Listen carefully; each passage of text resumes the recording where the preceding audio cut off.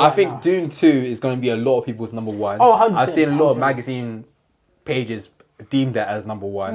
Do you know what it is? I think it's a cop-out. I do think it's a cop-out, though. Let me be real. Yeah, it's a cop-out. Yeah. And the thing about Wicked and Dune, I'm going to be honest, I was going to say it, but I'm going to say it, yeah. A lot of people don't know what they're watching. They actually don't know what they're watching.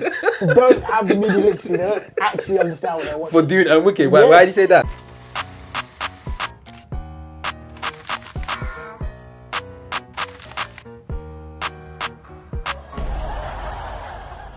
Happy New Year! We survived 2024 because It wasn't looking good. that last little inch of it, bro. I was about to lose it. I was honestly about to lose it. I need this rest. I need this rest differently. Yeah, you seem like you've been busy as hell, man. There's been so much going on. You have to do this yourself. Listen, fine. We'll just get to it. 2025 we go again. I've got 10 days off. I'm really excited for this 10 days off. I'm going to work. Even today, like after I film this, I need to go. So my friend's Airbnb in their flat, I need to go and basically drop a mail key for them. Yeah. Because they didn't leave the person with it. Oh, okay. And the person got a delivery, so I need to go and get that. There's my other friend's birthday. My other friend's going to Nigeria next week, so they want to hang out before they go. Oh, okay. Tomorrow, me and Sophia are doing some free books. Oh yeah, I want to be there for that. I'm going to do some filming for that. Sick. I'm going to be there at 8:30 in the morning. Oh, okay. It's like, that's cool, bro, but the time I have to be there is different. And then after that, I'm going to go get lunch with my other friend, or late lunch, because we just need to see him. I haven't seen him in ages. He's like a gaffer, with like shoots and that. And he's just been busy. Like, I haven't seen him in like 3 months. Gaffer's always stressed as well. Yeah. And I'm just like, and every week he's like, yeah, I'll hang out with you. And he's like, I can't, that job just came up because he's freelance, obviously. Yeah. So I'm like, okay, well, you're free tomorrow, but definitely doing it. And I can't, even though today's going to be intense till tomorrow afternoon, I can't be like, oh, bro, I can't do it. Because I haven't seen him in so long. And he's actually my best friend, so I'm just like, just eat the L and just be tired. And then after you've had your late lunch, Christmas starts. Yeah. I won't do anything for another like 10 days. And then we'll be fine. That's calm. The cinemas, cinemas. But when this episode drops, that's happening. When this is out right now, you're chilling. You're relaxing. I'm chilling. I'm watching a film. My favourite thing on Christmas is watching a film with my family. Oh, is it? I think I'm more festive than my family. No, me and my mum are very festive. My dad doesn't really care. Yeah. I've got 3 little brothers, they don't really care. Yeah. Like, as in, like, I'll be there and I'm like, guys, Christmas, man, what's going on? Like, you got the hats and everything. Bring the celebration, like, chill. Then it's like, oh, bro, I'm going to go in my room. I'm going to go play PlayStation. I'm like, what the hell? Like, what's going on? Like, me and my mum, I'm a big kid. Like, I'm a big kid when it comes to Christmas.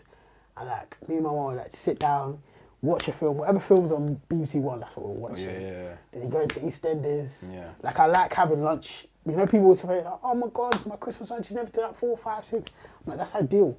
Yeah. You have picky bits. Picky bits. You know what I mean? She's going to call it tapas. She's going to call it tapas. I was going to say, not tapas, but like a cheese board or something. A cheese board. No, you saw my cheese board last year. I like a cheese board. Yeah. Just a little nice little picky bits, you know, just little like you have it and nibble on. You know the hors d'oeuvres you get from M&S. Just Monzo Rat told me I'm one of the top 10% spenders in M&S. In M&S? The money don't change me. My mum would be ashamed. My mum would be ashamed. She's like, when are you going to buy a house? When are you going to buy a house? It's all M&S. He's all tied up M&S. Peaches and cognacs. M&M cherries and gin. Yeah. What else are here? White mulled wine. Oh yeah, shit. Yeah. Did you buy the thing? Those sweets. They're known for those pig sweets. Percy pigs. Yeah, Percy pigs. Do you know what? I don't love them as much as everyone else. There's so much addicted to those. Listen, you need. That's how you're not deep in it. M&S. There's so much stuff in there. Once you go there for the Percy pigs first. And then once you start seeing everything else in there, you won't go back. The hors d'oeuvres, the garlic bread. The garlic bread. Oh, so you're M&S as well? Yeah. I'm not hiding it. Best ever mac and cheese. The thing is, when you're like in like younger, you're like, why do older people like M&S so much? Yeah. As you get older, you're like, yeah. Oh, I need an update. Still, I'm still a I love Tesco them. podcast member. Still. Tesco, nah, you have to get out of Tesco. Yeah, get out of Tesco. I love a big I have to leave Tesco. Tesco. I like a 24-hour Tesco. That's the only thing it's good for. Yeah. Like, you see when you're Why having quite money. 24 Tesco? I think you posted that. Yeah, COVID happened.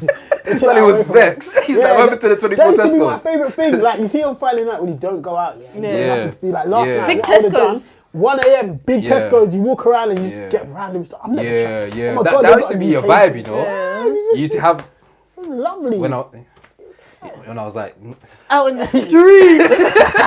No, I hear you saying. you I go, agree with you. you go Tesco with it. I and agree you with you. just I agree with just you. buy some Yeah, stuff. yeah. Like, what's going on? Yeah. How greedy. You don't know what's going on. You're just grabbing everything from the shelves. Like, yeah, let's see what's going on. I miss big Tesco's, but now Aldi with M&S, you mix both. It's about balance. That's what you balance it with. Fair enough. Yeah. But not Tesco no more.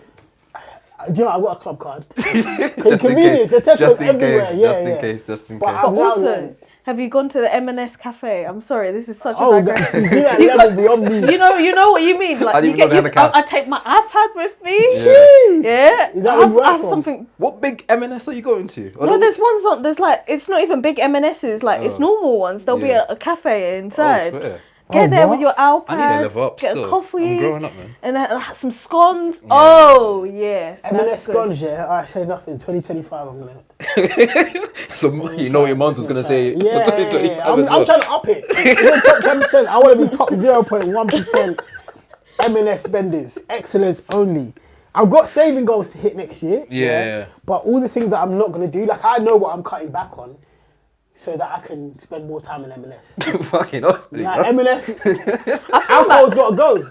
Alcohol's got to go. No, but M&S M&S watching. alcohol. This is M&S the time- alcohol is great, yeah, but it's got to go so I can spend more time with the other things in there. Like how we walk around the shelves licking and thinking. M&S alcohol is good in it. Those You know, those cans. innit? not even just the cans. Did The you hear? wine. They've got this liqueur called billionaire liqueur, Yeah. and it tastes like when you had the billionaire coffee thingamajig. It tastes like that, bro. So it's like Bailey's but richer. Oh, swear. This feels like a complete M&S ad right here. I bro. know, Fucking I know. hell, bro. No, But but I have to tag them still. Yeah, Just untag them. you know what's it? But again, this kind of works. Have you seen the video that Tom Holland did for Waitrose? No. No, but There's- Waitrose is a creeper. I'll put it like in They're the top owned. five. They're owned by the Yeah, same yeah, company. yeah, They're yeah. owned by Oh, the same parent country. Alright, let me do Because I was intros. bigging up Waitrose on TikTok and people saying, don't do that. Talk about M&S the best. And I'm like, guys, basically the same thing. Like, it's Yeah. alright. Like, It's literally the same thing. Yeah. Like you can calm down. Yeah. Oh, Team man. Waitrose. Well, ladies and gentlemen. Listen, Waitrose got a yellow sticker for the California. Let me just let you know, yeah. Before they shut, get there 6 p.m, 7 p.m. You can get. I got a whole chicken for like 60p once. Is it? Yeah, bro. I'm frugal as well. Yeah, don't think I'm in there spending like 120 pounds. Man's making sure it's still. Yeah, we're still living within our means. Yeah, get that for the yellow sticker. Trust me. That's hilarious. Well, guys, welcome to the Outtake Show, the show we give our outlandish reviews and opinions within the TV and movie world. This is episode 58. We're back again, once again, for the new year, 2025. Happy Welcome in the New Year! building. Happy New Year. We've got myself, the host of Most Young and Juniors in the building. Of course, we've got the silent assassin as well. Maz Junior is in the building. Run with me. Welcome. But we do have a guest in the building as well. Starting the year with a bang. We've got Scully from the Played in Full podcast in the building. Pew, pew, pew. What's going on? Welcome. It's been a long time, man. We wanted you in here for a minute. Thank you. And it's Glad to 2 be years. Yeah. 2 years we got here. here. 2 years. made it, we 2 years made in the milking. It's not like I've been counting or anything. First, it won't be the last. Listen, there's lots to talk about. Definitely. It's been an interesting year of film. Yeah. We're going to go through a list. We've got a list here on the board. We're going to talk about the top 10 movies of the year. I think everyone here has kind of got an idea of what the top 10 films they have individually. I want to see if they can somewhat... I think I'm going to combine say something that might be left. out. No, left as in like people would just be like, Why really? is that That's in your top 10? Really? Yeah. What is your top 10? Come on. No, I you got a can't. list. I can We put can't it on the list. segue that now. You've started. Yeah, you you wanna build start it it, up. yeah? You build it up still. You want to start? Straight up. Alright, cool. That's probably his leg. Alright, cool. No, cause I'm fucking. Do you know what it is? Yeah. When I make these lists, yeah, I don't make them in any order. Yeah. Okay. So it's not rated once. Before you say your list, do everyone have like idea of what their criteria was like? Not Yeah. For the movies. Yeah. So I like to view them on. The number one thing about film has to be narrative for me. Okay. Like how well do you communicate the story and how much do I feel it? Yeah. Because that's actually the whole point of film to me. Yeah. Storytelling, right? Yeah. So, I mean, we were talking about like films that only look good. Yeah. But like there's nothing going on inside. No substance. Yeah. And a lot of people are style over substance, which is crazy. I get it. Like that's fine every now and again, Fast and Furious and like, Transformers, big up Michael Bay. But I need the films I love the most are always the one that communicate a story to me. Yeah. Then it's cinematography, because you do still have to look cool. Yeah. Like, so do you use your shots in an interesting way to tell the story? Yeah. A weird one I've got is sound. And maybe that's because I'm a... Sound's big on me. I think sound has actually grown on me this last year. The more you watch films, the more you appreciate how important sound is. Definitely, 100%. Like, yeah, I agree. And that's my dream, to be a huge music supervisor. Yeah. Like, I'd love to do music supervision for film and TV. Ooh, like, back. So sometimes when I watch certain films, I'm like, oh, I can see what you're going for. Yeah. This is amazing, or oh, this is really bad. This is cliche. Like last night, I watched. You know what I said? I was watching a lot of mid. Yeah. I watched Godzilla vs Kong: New Empire. Oh, you it's on Netflix. I don't know why I watched that. I don't know why I watched that. It's a good popcorn film though. It's trash, but it's like good trash. It's funny. Like if it knows what it is. But it looks so cheap. Yeah, like, it looks and it's crazy because the budget is large, but it looks so cheap. Well, it's like, giving plastic. God forgive me for talking down on TV, but it looks like a TV. It does look. Or what we would have said 10 years ago is it looks like a Lifetime film. Like it looks. Yeah. Like the people in it are famous, but I'm then going back to Google them because they don't even look like them. They look like cheap knockoffs of themselves. Yeah. Like I'm thinking, nah, it can't be her that's in it. Brian Tyree Henry's in it. Yeah. I think it can't actually be him. Like the way that it's shot, it looks so green screeny and that. Like it had guys from Downtown Abbey and that. But I got this sound supervision because they basically tried to make it Guardians of the Galaxy and they used a lot of similar like 80s notes and they did. They tried to not make it too like. I think they took the mick out themselves a bit, like even the end where they were like, put their hands up and that. Yeah. But it didn't quite land. Like it didn't know what was in the film. Yeah. But music can change that, right? So Guardians of the Galaxy as a Marvel film worked well because other Marvel films took themselves seriously. This had a joke. And the films that it used and the music it used, and the notes it hits, kind of takes certain moments to the right level. And I think that's so powerful in film. So that's probably my last criteria. Yeah, sound. Okay. And even just having good mixing actually, because sometimes films are just mixed bad and it's like, I can't hear anything like that. That's very true. But I think that's your air that you have working in music, paying attention to those type of things as well. Yeah. Is there any criteria that you guys would have had that I would have missed? I think you touched on in terms of narrative. I think sound that has grown on me this year in particular because I've watched certain movies that had really good sound and it's kind of spoken to me a lot. Cinematography, yes. I do need like some form of like, I need certain standout performances within that film that kind of like, or memorable scenes or certain scenes that stood out to me that like I looked into and go, that scene was incredible. I may even just want to watch that scene itself or watch the film again for the scene or something else that stood out, whether it's performance or it's a scene itself. I don't know what you would call that as a criteria, but it's like I need something like that as well, like a standout performance within it as well. Anything else? I think there's small stuff that I'm starting to add on to it, like costume. I started paying attention to that. Makeup. I starting to pay attention to that. I won't say it's the main thing I need, but it's something that I look at now. I pay attention to. Tyler Perry. Wait. We're all gonna start talking about the worst stuff as well on 2024. So we'll get back on that as well. But yeah, I think the stuff you mentioned, the three main stuff you mentioned, I think we all probably agree that we look for. I mean, I've always like when I have discussions with other film critics and stuff, I've always kind of been like openly like I'm into the cinematography part. Like I tried to do DP as well. Yeah. So like that's always been like my big thing. But sound, especially after watching Blink Twice. Yeah.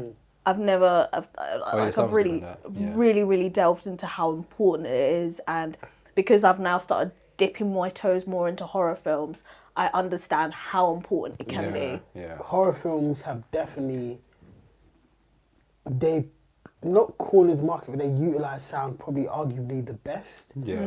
I watched a few horror films this year, but I don't think I've watched the ones that are probably best. So I didn't actually catch Blink Twice. Even though I've heard amazing things, I missed it in the cinema. Yeah. But I'm gonna watch it because it's now out on streaming. Yeah. I watched Longlegs, which is very good. I didn't like Longlegs. You didn't like it? No, I didn't like Longlegs. Do you know what? I think a lot of people hated it. Yeah. And I can't work out why I like it. Oh. You know why? I know why I didn't like it. Why didn't you like it? I didn't like it. It didn't Well, make first, much sense, I'll probably put it as one of my worst movies of the year, you know. Because I had such a high expectation for it. The marketing was just, I love when films do really good marketing. I think that's another thing I like about it. I think also like that's just a role. That's always just like good rollout. Comes with the job you do as well. Yeah. So I'm always appreciate a good rollout, and I think the rollout was really good. I think that's what kind of killed it for me, because the rollout was so good that it had, first of all, the main slogan it had for it was like, this generation silenced the lambs. So I had like that. They did gas it. for They did super gas it. They had a super high bar for it. So when I watched it, great opening scene. I think the opening scene was incredible. For a horror film, it was good. But then slowly, Nicolas Cage was just goofy in it. He was too goofy. It wasn't so goofy funny. in a way it was like scary. He was like, why is my man singing right now? I And then forgot he it was took me in out it, of it. And I realized this film isn't what I want it to be. And then overall, it's a mid film, but because I had such a high expectations for it, it's just trash to me. I think it was super mid because the ending became a bit predictable. Yeah, like I knew you was a bad person. Yeah. No swears, but I knew that I was gonna be the bad person. Like I knew it from Act 2. 100%, yeah. Yeah, so I was like, yeah, I get 3.5 out of 5 on Letterboxd, which is what? That's like a 7 out of 10. yeah, That's just a good film. Like a Yeah. good film. I wouldn't. It's not one I'm saying if you missed it in cinema, you missed out. But I did hear a lot of mixed reviews, and I couldn't work out for the life of me why I enjoyed it. Yeah. I think maybe it's a Nicolas Cage thing. Like I forgot he was in it. yeah. Like I remember coming out of the cinema and being like, yeah, man, the film was alright. And then I went to Google and I was like, oh yeah, Nicolas Cage. Nicolas Cage Like, playing the bad I can guy. imagine that if we knew, like, I'm thinking it's Nicolas Cage the whole time, that it's going to be distracting. Yeah. And I think that's the difference with why Nosferatu is so good in comparison to Longlegs. Yeah. Because you're like, yo, where's Bill? Yeah, Where is Bill- Bill Skarsgård? Bill lost To this himself in day, that I character. refuse to believe that was Bill Yeah. Skarsgård. I was still That's trying to find him in interesting. that film. When you see it, oh my days, he was lost himself. Yeah, I didn't make it to London Film Festival besides for 2 films this year. One of which is Nosferatu, in was it my... LFF? I think it was, wasn't it? I don't feel like think it there's- was. I don't think Was it it not? was, no. No. But that's usually where I watch all the good last, like, you know, there's like 10 good films that come out every year, like from October onwards. Yeah, it's That's normally usually where I festival. catch most of them. Yeah. I only caught 2 this year. One, which is in my film of the year, but I'm going to save it for the top 3. Okay. Oh, we're doing it in order. I thought we were just going to dash them in, innit? Yeah? Let's just dash them in, yeah. Let's dash Should we them dash in. them in? Yeah. But I'm saying Bluntly my last throwing thing it out at there. Remember this. Okay. Shall I go for my list? We want to go for your list first. Yeah, I'll go number 10, yeah? Yeah, I'll go, yeah, yeah. Or Are you I'll gonna go... go- Oh, wait, department. we do it Sorry, order. No, sorry, no. Let me just do... Yeah, I got mine. what's- I got mine. In, this order I have it right now. I'm happy with, and I'll look This is in. not the order, it's just an order. Like, Yeah. I'm just throwing them out. All right, cool. I'm going to put... Oh, it's pressure now. Dun, dun, dun, dun, There's dun, no dun, judgment dun. here. This is like the mastermind where, you know, where they're just playing the music and it's just deep pressure. Yeah. Right, I don't know. This feels kind of mid, but it's good mid though. No, It's but just just- saying. Good mid. It's my old ass. Good mid. Oh, really? My old All ass. people, yeah, Oh, swear, wait, you saw Sarah, that, Sarah, innit? Sarah liked it. I thought I it was liked like I liked parts of it, but I wanted it to be weirder. Yeah. Do you know what I mean? I can understand why, but do you know what it is for me? It is a good coming of age film, and there's not a lot of good coming of age films anymore because people don't come of age. Like, the older that we are, yeah, us millennials, at 30, 20 years ago, you were expected to have like a house, you're settled in your career, Yeah, all of yeah, this. yeah. Times change now, innit? Yeah. So the millennials are still dealing with stuff that the early 20s people would be dealing with time ago. Yeah, and like it feels like everything has shifted back. And I think also most people don't nail coming of age because we're in a different digital age now. Yeah. So like my little brother's gen, their coming of age stories will be so different because like they communicate on Snap all day, like they talk all the time. Like films are finding it very difficult to nail certain things. In fact, one of the things I liked about Saltburn, as much as many people like it was a very mixed film, mixed reviews, is that first half of the film before it becomes like a psychological thriller is a really good snapshot of what uni life 2005 like being that age, because they would probably be millennials. Like if you age them up, they would be like 30 to 35 now, and they're like 18 to 21 in that film, and like the music that's playing, the experience they're having, I look at it and it like almost reminds me of Skins. Like I'm just like, yo, this is what that time was like, right? I feel like a lot of films didn't nail that at all recently. There's one that did. There's one film that nailed it this year. I need to find the name here. And it's not in my top 10. It's a bad film, but I liked it because it was a good coming of age film. It's called... So it's not the film I'm thinking of. Incoming. DD. Incoming. Oh, no. Incoming. No. DD, very good. But yeah, I like DD. Incoming is like, it's like a modern day... It's basically Superbad again. Yeah. But they've done it for like this generation that is on TikTok and like all of this. It's a Netflix film. Yeah. Great popcorn film. It's a great Sunday night. Yeah. Put it on, have some laughs. Wait, have you seen, this is obviously an interjection of this year's films, but have you seen Bodies, Bodies, Bodies? I feel like I did. It's like a slasher. Oh, no, wait. It's got Pete, what's his name? Pete Davidson. Yeah. No, I'm getting confused with the film about, anyway, So that, I would say, is a great, also, like, adult-ish coming-of-age film. Yeah. It came out, like, maybe 2-3 years ago, but it's another example of where it's really done well for younger generations. Yeah. Definitely with Gen Z. I'm the target audience. Yeah, Gen Z coded. But I feel like My Old Ass manages to be a good coming-of-age film and feel kitschy and cute without it being too much. Like it's just perfectly. It reminds me of like, what's that? It's like Freaky Friday. Like, really? In 2024. Oh yeah, because the whole premise is she takes shrooms. Yeah. And she sees her younger self or older self? Her older self. Oh, and the whole film's her just talking to her older self. Yes, so she took her older self, and her older self must be living in like, because I think it's set around now, if not a couple of years back, like 2019 to 2024. Yeah. So her older self is now 39, maybe 40 something. Yeah. And it's like 2045. Yeah. And like, the world is obviously different, and it's so like post-apocalyptic. So she's telling her to enjoy things that are present at the moment. Oh, but she doesn't overtly say it, which I think is what is really funny for me. The first like half of the film, like she'll be on the phone to order her, and she'll be like, "Oh, just button down the hatches. It's okay. The sirens are going." She's like, "Oh, what's that? What do you need?" Like, she just like ignore it. And she'll be like, "Oh yeah." Enjoy parties while you can, because when you get to my age, there are no more parties. There just are no more parties. Like, oh my god, you have a dog. Like I remember when we used to have dogs. Or like it'll be like something like about food or vegetables. Yeah. Those are they'll be like, oh, they don't have fish anymore, like salmon. Really enjoy it. Like, so this film, would you say after watching it, would be more like live in the moment type of a messaging it has with it? I don't want to spoil it, but essentially, it's about enjoying life for what it is and not fearing about what will happen in future. Yeah. Which I think is another thing that makes it. But then also, she taught her future self something. Yeah. And I think that I liked the storytelling in that aspect. But for me, I'm so over something being not like I want it weird. I want it weird.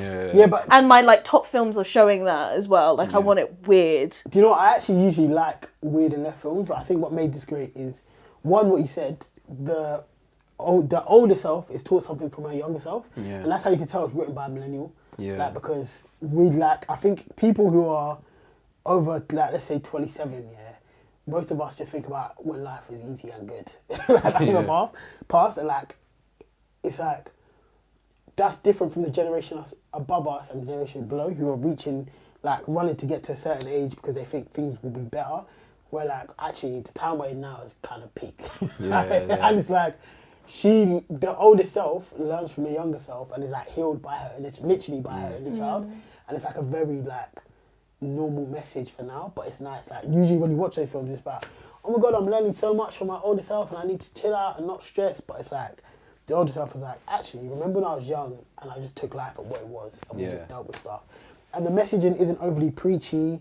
It doesn't try to be like super like, oh, I'm telling you this and this is how life is. Yeah. It's very Ferris Bueller's Day Off, but more kitschy, more led by women. Well, probably not more kitschy, it's such a strong female-led film. Yeah, in a very like not overdoing it way. Like I said, there was not very preachy. Like the way they had the lesbian best friends, but they were just cool. Like it was just not. Like, I see. It never felt like it was like They were trying hard to force a shoehorn It wasn't everything. like the key storyline. Yeah. Or whatever. I think the identity part was, Yeah. without any Yeah. delve of like any spoilers, but it wasn't like, And you don't even look know at that until me. it happens. You don't even know that until it happens. And you're Yeah.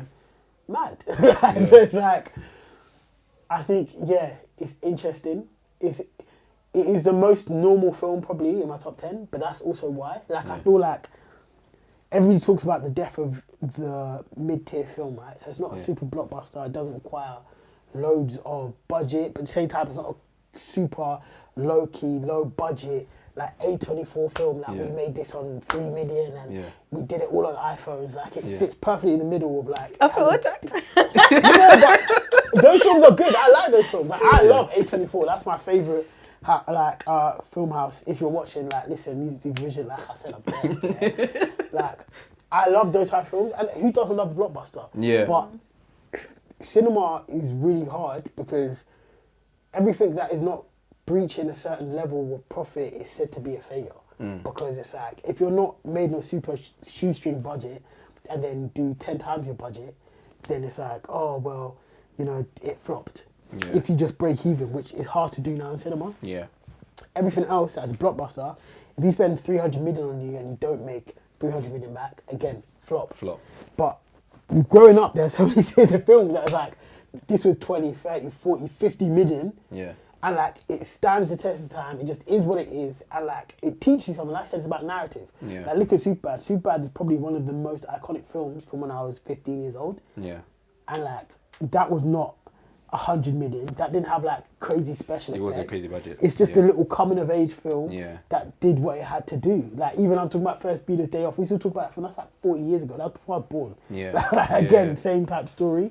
So my old ass. I'm not saying it's as legendary as those two, but it sits very well in like the mid-tier, decent budget.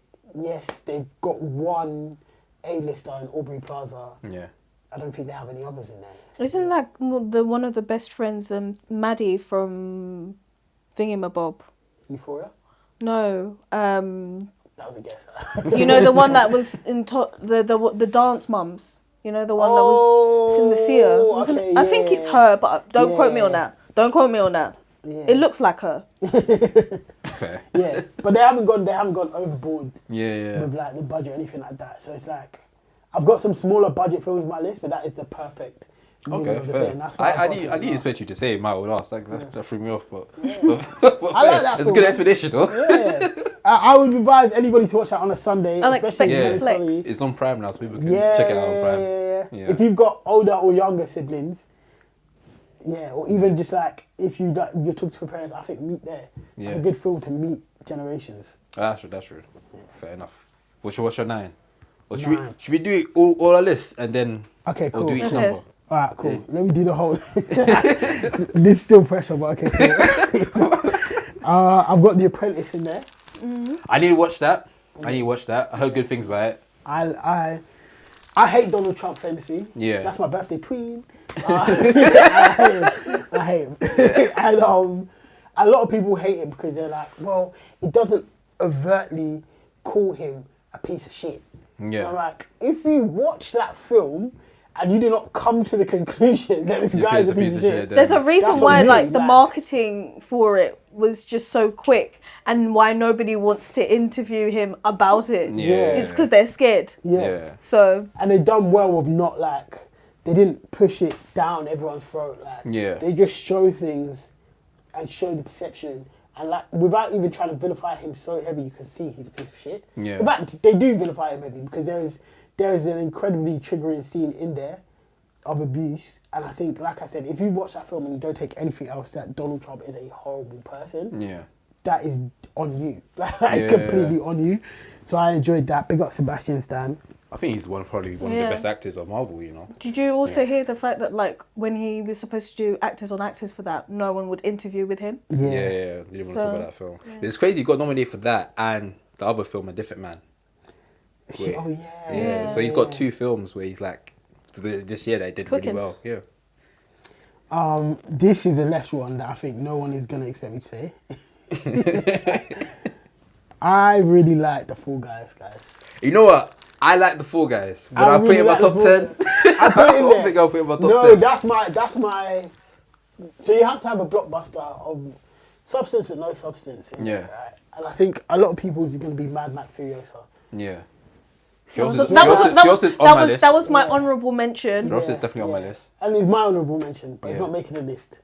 Wait, so you take Furiosa out and put Fall Guy? Yes. I think I know where you're going to say Fall Guy. It was just fun, it's a fun, action-packed film, and I think it also highlights stunt people a lot and praised them a lot, and that's why I really liked the film. It even had like a comment where it's like, where Ryan Gosling's character is talking to someone and the guy's like, "What? You guys don't get nominated for the Oscars?" Like, and then that opened the conversation about actually opening up stunt. So I think there's actually they're putting work to actually get stunt people category in Oscars. So that's why I praised the film. And music was really good. It was genuinely funny.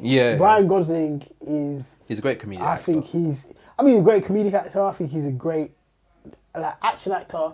Like I think he's actually a little bit, it sounds weird to say, but underappreciated. I think so too. People just think of him as that kind of funny guy. But when you think about the hits he has. I saw an article where he said he chose to start doing roles that are a little bit more funny and more happy because he has kids now and he also felt those dark roles put him in a certain mind state that he just didn't want to be in anymore. I think last time you probably see him do a dark role was probably Drive. Which is interesting because there's that theory that Drive is actually a part of, this is like the beginning part and then Fall Guy is the end part. Have you heard of that? I haven't watched the theory, but it's just like everyone says it's a fun way of watching the two films together. So you start off with Drive and then finish off with the Fall Guy. I did like Mad Max Furiosa more than I liked the last Mad Max, I think. I thought the last Mad Max, and I like the old Mad Maxes. I tried to watch the first one. It's so far away, I didn't. But I like old films. I like 70s and 80s films. That's probably what ignited my love of film. My parents love 80s films, and I'm talking like stuff like Romance in the Stone and that. Oh, swear. Were your parents like heavy movie watchers then? Do you know what? I guess, Like, I think my parents really loved music and films, especially when they had more time, like, because I'm the eldest by quite a way. And I was a bit of a latchkey kid, so they would just be like, okay, cool, when you get home from school, there's a TV, I'll be watching film, I'll come in and we'll watch stuff together. Then they got older and got more busy and more kids, like, they've not watched as many, but like, that's like how, like, when I was spending time with mum, but mum, let's watch films together, like, to get it. So sick. Definitely, and like, I think Mad Max Furiosa was good and it was actually better. I thought the last Mad Max before was overrated. Really? The one with Tom Hardy. This one was good, didn't it? But it just felt a bit unnecessary. Like, I feel like... I didn't like... Oh, what's my man's name? Australian guy. You didn't like Chris Hemsworth as the bad guy? That's one of the better roles he's done recently. Yeah, but also I think he was one of the best villains of this year. He's definitely camp. He's definitely the right amount of camp for Mad Max. He fits the old ones. But like, it was like, it didn't know where it was trying to be camp and funny or also do too much. Like, I would have watched it if he had more lead and they dropped more of the seriousness. Oh, really? And then like, I felt like a switch in between Furiosa and it being dark and serious too much. Like, I don't know. Also, I liked the sound in that. So I was sat at the back of the cinema, so I had the speakers right here. Bro, it felt like I was on a bike. Yeah, sound was incredible. Sound was incredible. Like, genuinely, the mixing, they put a lot of effort into it, and I can't fault it on that part. I'm just going to put the Fall Guys in there. Also, I like to have fun, guys. Like, I'm going to have some serious films. I'm going to have some serious films, but that one has to go. Fall Guys is going to make it over it just because it was fun. Fair. I think next I'm going to put in, and this is definitely left, but did anyone watch La Chimera? I told you. Incredible. I think I watched that on my birthday. Incredible. You know what? Yeah. That film. We actually spoke about this off camera before you came in. We were talking about the film. Why did we talk about the film? Because we were talking about. I was saying that it was one of the films that I'm like putting on my honourable. Yeah, because I was like, either it's on my honourable mentions or it goes up on my top 10. And we were saying that, like, also one of our friends, Sarah, she was like interviewed Josh, and I was like, yeah, like it's just should be getting more momentum for it. Yeah. And you were like, I don't know how I feel about the pacing. I won't lie. And I said that's just stereotypical old school Italian film. That's the only grab with the film. When I thought the film was about to end, so when he was on the boat, I thought that was gonna be the last scene. Okay. And I thought like this would like be a great ending for the film. Then it carried on. I was like, my mind was already switched off the film, and it just dragged out from there. And I was like, yeah. I like the dream ending. I like the dream ending. So yeah. Yeah. Yeah. Fair enough. Well, is this someone's list? Is this someone's list? And you can... Like a real man. That's real man. That's someone's list. Thank you. Oh, shout out to movie. Then I'm gonna add Madam. No, I'm joking. Oh shit! I'm joking. That's probably actually my lowest rated film. I gave it a half star. Yeah. Same. A half star. Easy half star. What else would I put in for this year? Well, you are now. You're at 6. Yeah. See, there's all the films I watched at the top of the year. Came out 2023, but you know, like when it's that weird period, like January, so stuff like Poor Things probably leaked. The Poor Things leaked over. Some films leaked over. I watched Poor Things at the film festival, I think. Yeah. But then I watched it again in January, so I keep thinking of it as one of my films of the year, and I'm like, wait, I actually watched that in 2023. I think The Holdovers is another one that kind of leaked over. I watched that again in the film. But that's just because like. It came out in January. So it's because the UK dates. I think you can because it's UK dates. Oh, technically, it came out in America last year. Yeah, but it's like UK dates. So you were able to see it early because of the film festival, but technically when it had its official release. It's mid-Jan. Then Holdovers is making it then. Holdovers is making it. I'm not mad at that. Yeah. Holdovers was really good. I enjoyed it quite a lot. Shout out to Jude, my friend, you may know from Played in Full. He thinks it's the best Christmas film he ever watched and coming of age film he ever watched. But also, Jude did not like coming of age films and Christmas/comedy films until recently. So now he started watching them. So each one is going to be the best one as he comes up. Oh, so he's still in the infant stage. Yeah, I would say so. Well, fair enough, because I feel like that's how I am with like I've seen a lot of classic horrors, but horror is, again, like you're saying, it's not a genre I've run to. Yeah. Like, I'll only watch something if some people like this critically acclaimed. Like, we'll speak to you in a year's time. Yeah. I was you, literally a year ago. Horrors. I watched a lot of horrors. Yeah. Don't get me wrong. What horrors do you think I should have seen that I might not have? Okay. So like Heredity. Have you seen Heredity? Yes, I think I have. I'm pretty sure I have. Is the family's haunted mother? She makes like a dollhouse. Yeah. That one's good. That's creepy. So I don't know if it hasn't been given an official date yet, but I saw it at Sundance Film Festival.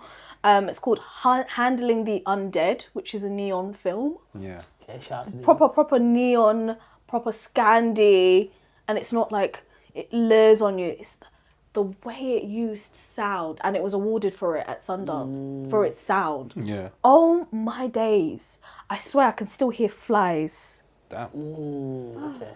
Yeah. Okay, fair. Yeah, that's on my list. I'll watch any film as long as there's a reason to. If that makes sense. Like if somebody's like, this film's incredible or it's so bad you have to see it or yeah, I'll watch it. So yeah, that's what the first 5 films I think I've said. Yeah. Do you want to do your next 5? I can do my next 5. Yeah. So my number 10 is The Substance. I don't think we have mentioned The Substance. Yeah. I really enjoy The Substance. It is a movie film. It's a film. It's a body horror film. I think that would be a good film to watch. Yeah. Have you seen The Substance? I haven't seen The Substance. I recommend watching The Substance. I've heard so much about it. I'm missing all the jokes. I feel so bad. Yeah, it's a nice blend. They took The Substance. Yeah. That joke been flying around. Oh, yeah. But I'm excited to see it as well. It's good. So Demi Moore's good in it. I like Demi Moore. Can't remember her name. Margaret Qualley. She was okay. She did. Wow, she did her thing. you know. It wasn't like a performance where she could like really do her thing. I think it was mainly for Demi to do her thing. Yeah, like and her to just play cruise control on it. Okay. Yeah, like I think because she is just the supporting character. Yeah. She did well, but Demi carried. Demi definitely carried it. It was great return with her. I don't think she's been in cinema for a decade. So it was great to see her pop back in. It's very much like American budget, but French type of filming, which is I think director is actually French, and it was funny. It was creepy. It was shot in France actually. Oh, is it? Yeah. The way the colors are used is very French. It's very like an indie film with a little bigger budget than a normal independent film will get. Yeah, so I enjoyed it quite a lot. And like we don't want to sound biased because we've also had people from the devs team actually come onto the show from it, but like it's really well written in terms of development. Yeah. Great ending, great beginning. Just a really good film. That's why I put it at number 10. I think it may, over time, I know people do this quite a lot, but I feel like it will become a cult classic. Yeah, for sure. This is a horror cult classic for sure. Like there's no way people will run back to like Carrie. Yeah. But for older, it's Carrie, but for older women being represented. Yeah. I would say that. Yeah, definitely. So I put that as number 10. We already spoke about it already, but number 9 is Furiosa. I really enjoyed it a lot. I think it was a nice balance of an art house film with a blockbuster budget. I think Chris Hemsworth, after Marvel, this is probably one of his best performances he's done since playing for. What's her name again? Anna Taylor-Joy. Yeah. I didn't like her being Furiosa, by the way. I wasn't mad at it. It didn't stand out, but I think she just carried. She did her thing as an actor. Yeah. But like, compared to who you see, because you see Furiosa later and all of this, and like who she was in the film before. Yeah. I'm like, low-key, it doesn't make sense. No, I feel like the little girl that played young Furiosa she was good. Did a great performance in comparison of Anna Taylor-Joy, which is I agree. That's my opinion on it. So as much as I'd want to say accolades to her, it's the young actress that really did a great job. I agree with that. I think the visuals were good, action was good. I think sound was really good as well. It ticked a lot of boxes for me. It just didn't I might have been being harsh, to be fair, because I checked my letterbox and I gave it 4 out of 5 stars. I clearly enjoyed it. Loki liked it at the time, but it had that shot where the mum is chasing them on the motorbike. Yeah, that was hard. That's like what, 15 minutes? Yeah. That was incredible. It took a risk. Stuck me. Yeah, that stuck me a lot. Obviously it kind of failed because it didn't do well in the box office. But it really locked into the fact that we wanted to take its time with certain scenes, and I appreciate it. And you know, the other day, because we put art house, like introduction to art house films, and we put Furiosa's number 5. Yeah. And someone commented they didn't get it, or they were like, "Oh, I'm disappointed." I'm like, it's a great blockbuster entry into it. Yeah. I don't know. Yeah. Do you disagree? I agree because it's art house, but with a huge budget. Because the way it filmed, like the shots in it, like this is not. It had the Fast and Furious budget, but it was shot like an A24 type of film, with like taking its time with certain movie scenes. Like some scenes had no sound; it was just hit them all back, drive-throughs. Like it really said, we're not gonna tick the boxes of a blockbuster. We're gonna do stuff that we think is good for the story. And I think it failed because it had a female lead. I think it failed in terms of the story. I think the story may dragged out for some people. I think it didn't expand the world as much as people probably wanted it to. I think. Yeah, I want to see more of apocalyptic Australia. Yeah, I mean, it had the different realms, but I guess it didn't explain it as much. So, and then some stuff will happen, then it stopped. Then later on, stuff happened again. And the time jumping might have also thrown people off. Yeah, I think there was a lot of stuff that threw people off, but I just enjoyed it quite a lot. I'm not as happy with lead, by the way, but you just notice that a lot of films fail now because obviously people are like, oh, we're done with diversity and inclusion. Oh, that film's worked because it's got women. I don't know. Like The Substance did well. Anora's another one. I know that's on the list. I feel like people Anora's who are going to watch Substance and Anora are people who already know what they're getting themselves in for. Yeah. Whereas like people who are traditionally Mad Max fans. Yeah, that's very true. Because Mad Max historically was a male lead, and now we're changing over to a female lead. So maybe the audience. And it's definitely the type of film that like type people and people who agree with like Elon Musk a lot will be like, yeah, Mad Max, yeah, it used to be like about big burly men, and now there's women in it, yeah. Do you get it? So that's what I'm getting. That's true, you know. Wars, like, that should be a fair point, actually. I didn't think about that. I forgot about the fact that it's actually part of a franchise that had an ML lead for it since the very beginning. And his whole thing is being like a alpha male. Like, that's actually Mad Max's thing. So I think, sometimes when these films flop, I'm like, did you flop because you're a bad film, or did you flop because your audience didn't get it? They weren't ready for that. Or, I think it's going to be a cult classic as well. I think so too. I think it's over definitely time, a better sequel than the last Mad Max, like I was saying.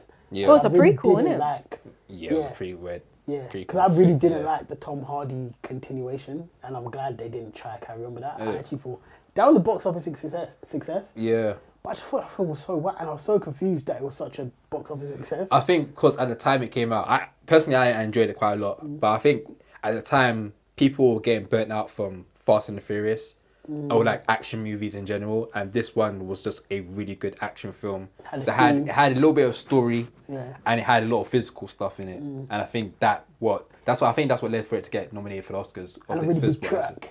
Yeah, guy playing guitar, the music, like it was a big track. Oh yeah, they had that comeback in Furiosa, and I was like, whoa. Yeah, trying to show the origin of how it all started. Everybody loves a big track. Yeah. Number 8 I have is A Real Pain. This is a Jesse Eisenberg film, directed and starring, and it has one of the McCulkins. I always forget his first name. Kieran McCulkin in it as well. It's too many of them. Another one that I haven't seen yet, and this is one of the films I'm really looking forward to. It was really good. It's funny. When did you see it? And it's sad. This is another one. It came out this year, but it's another me. Is it out here though? No, I don't think it was. They've been having also like special screenings. So they had it at LFF. They've had a couple Q&A sessions as well. So that I'm fuming. That one I just tried to get a ticket on my ones. Do you have a BFI membership? This is actually not an ad. Do you have a BFI membership? But still holler us. Well, I don't. I know who does. Definitely use the person. You can still get it. Definitely have the BFI membership, because on Bible we wouldn't have got it, half the things we wanted to see if it wasn't for that. And also like Junior's birthday present, going to see the Nosferatu Q&A wouldn't have happened. Now, last year and the year before, I actually merged. I saw nearly every film I wanted to. This year I just lacked, but I went away just before and a little bit just after. So it was like unfortunate timing. Like, even though, because they'll have screenings like a couple of weeks before and after. So I couldn't make any of those. So like normally it's just like, oh, if I miss that, I'll just go here and I'll just go see that one. And I just couldn't make it this year, which is annoying because there's a lot of films that I know I'm gonna love. Like A Real Pain. I think Kieran McCulkin is amazing. Yeah, same. Like, I think he's so funny in Succession, and he was probably my favourite character in the entire thing, because he's probably the most nuanced, in my opinion anyway. I think Jesse Eisenberg has been quite a good actor, and he's been missing for a little while. Like, laying low for whatever reason. And the idea of the two of them doing together, like a sibling film. And it worked. It worked really well. Did you hear that? What's his name again? The McCulkin? We're called Kerry Culkin. Kieran. Yeah. Kieran said that he didn't want to actually be in it originally. Yeah. And it was like, was it 2 weeks just before they were about to shoot? He was trying to back out. Yeah. But Jesse had hired him because he said, there's something about you, there's an essence about you that just works so well for this role. He hired him without watching any of his work. Yeah. That's so and he just went off his aura. And so like, he just makes sense. But and he actually had him play the role that Jesse originally was going to play himself. That's so funny. So he switched it because he just liked him so much. Because the roles he plays, he seems to like embody these characters so well. Like, he seems it's like he's just himself. Yeah, I think he's just neurotic. And when you deep that he grew up with his brother, Macaulay Culkin. Oh, yeah, it's Kieran Culkin, that's it. I was going to say Mac Culkin. Yeah, so Macaulay was obviously mad famous. And, like, not that Kieran didn't do bits when he was younger, because he did, but, like, when you've got that much fame in Hollywood around you from young, it's going to warp you. So I think now, obviously, he's got the access to be in all these things, and he's got the training and experience, because he did a lot of stuff as a team, but, like, he's already got that warp to, like, don't really care. I'm here, like, just living life. And that's how he is with his interviews. Like he's very like down to earth. He's like probably one of the funniest actors I like to see. Just like talk about movies and talk about roles. Because he keeps it somewhat. He seems before a kid star, he seems very grounded. Like he seems very like a normal human being that hasn't been like directly affected by Hollywood. Maybe he has to a certain degree, but he seems very like. But he seems cool. more approachable. You feel like you could chat to him. Like the fact, have you seen Actors on Actors with him? So Cool. we'll talk about this. Yeah. We've talked about this in the Christmas episode. Yeah, we did. But what worked really well about that was just seeing how he bounced so well with Coleman Domingo. And you know Coleman's like solid vibes. Yeah. So it's like, if you're real, you must be really real too. Yeah. Do you know what I mean? 100%. And I think he was shielded from the worst of the Hollywood stuff because his older brother is obviously getting the brunt of it. Yeah. He was the front face of it. Being Richie Rich and Home Alone and all of this. Yeah. So I think, honestly, Macaulay probably got the worst of it, and I'm so happy to see him happy with like Brenda Song and like having their kids and him now doing films again. Yeah. And Kieran now being here and doing his like now he's the main guy. Like so before he was probably in his little Hollywood is healing again. Yeah, I'm really excited to watch Real Pain. So It's a really good film. It's pretty much their cousins, their grandma passes away, so they go to it's Poland. an adult coming of age. I like. So they go to Poland to experience. Obviously, she's Jewish, so they went to Poland to find out a little bit more about the culture. It's really sad because it touches a lot about the Holocaust, but they're quite funny. It's a dark comedy, I'll say, overall. Dark comedy, buddy film that had a lot of emotional moments, but quite funny as well. Do you think, because one of the big things is that American films are quite bad at hitting dark comedy, it did a great job surpassing like its predecessors? Yeah, 100%. It found moments. There was moments where we went to the camps, and they did a really good thing where they just cut off all music, and there was that complete silence, and you just see visuals, and the visuals just spoke so loud that you just didn't need anything else. So Jesse Eisenberg did a really good job directing this. I find it kind of weird and kind of amazing that directors will like star in it and direct it as well. How did you feel like that performance was? Because you know how like some people when they split their time between the two roles, something loses and something gains. Jesse found a way to make it work because the role Jesse plays in it is kind of like, this is Jesse's role. Jesse always plays that weird like quirky guy that's kind of awkward. So he knew that that's his character. So he was able to play cruise control on that and just focus on directing. So definitely recommend anyone to watch this film. Probably be my list for 2025, to be fair. Then I have for number 7, I think it's number 7. No, number 6. Number 6, I have Sing Sing. This is we were talking about Coleman Domingo. Okay. Sing Sing is really good. I think Why it's are you sighing? I think it's one of the films I actually cried. cried. Yeah, I cried watching that film. I cried. I think it's like one of the few films. I think that is the film that I cried this year watching. It's just a real sad film about the police system in America. The penitentiary system. Yeah, penitentiary system in America. Sing Sing is a program that's within this prison where inmates take part in theatre. And it's a real thing that's happening, I think, till this day. And it had like actors, not even actors, but people that was part of the actual program in this film. And they literally just talk about their story. So it's like a weird bio-drama film that's acted out. Bio-drama. Yeah. And it's just a real sad, good drama. I don't think it's sad. Sad as like it's sad. It's just gripping. Yeah. That's a fair word, actually. It's gripping. It's gripping. It really causes you to deal with this emotional journey that they all kind of had to go through in order to be rehabilitated back into society. Yeah. And that was also on my top 10. So yeah. Okay. Coleman Domingo did an amazing job. I think his co-stars did probably even better. Obviously, they're touching from real life experiences, so that plays a part. But their performances was just incredible, and yeah, I enjoyed it quite a lot. It's a low budget film. All the actors got paid equally, which was quite amazing as well, and it just touches on a real thing that's happening. Yeah, it's A24 actually. Yeah, A24. Yeah. So I enjoyed that quite a lot. Recommend people to watch. And number 5 is Conclave. So Conclave is, I watched that recently. That film is beautifully stunning, so amazing, like visually. Look at him. So good. He's rubbing his knees from excitement. When you watch it and you see the visuals, you're like, oh, I see what you mean. Like the way they structure each character and each shot is great. I know I can talk about the shots for like a good 10 minutes.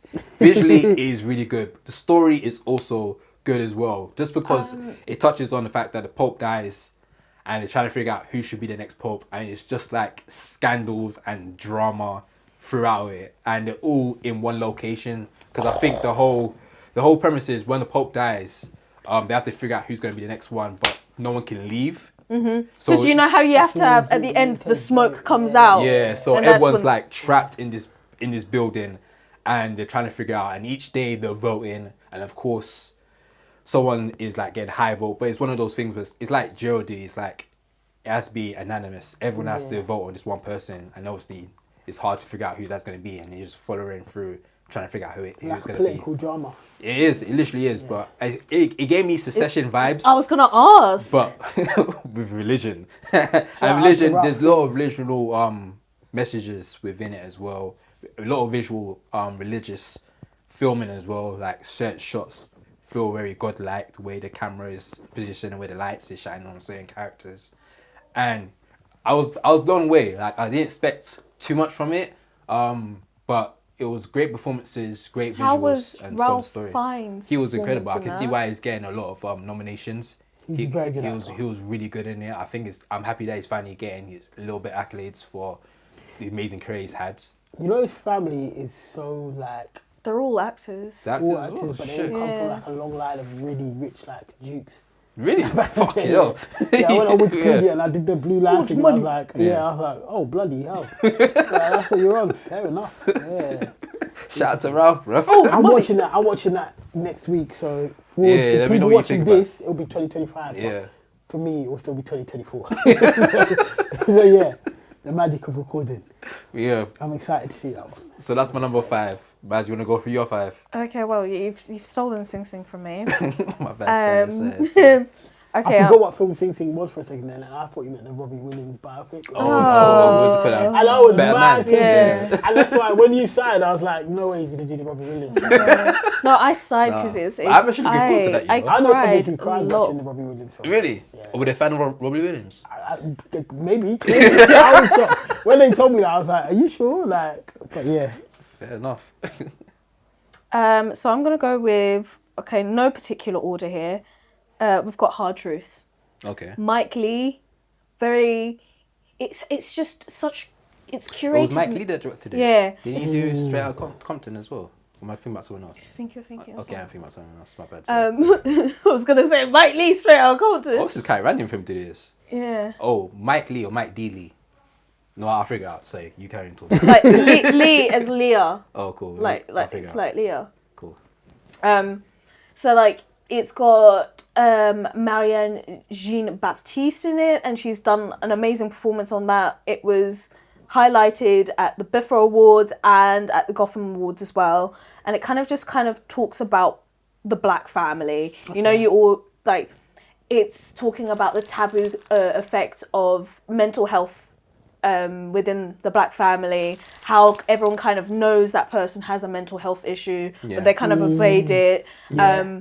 It had really strong comic beats, but the beats were so fast that some people within the audience weren't able to acknowledge the turn of tone. Yeah. So like at one point it was going from like I'm laughing to like suddenly I'm realizing something bad is happening and she's having an episode and I was crying while everyone else was laughing. Yeah. Oh shit. Okay.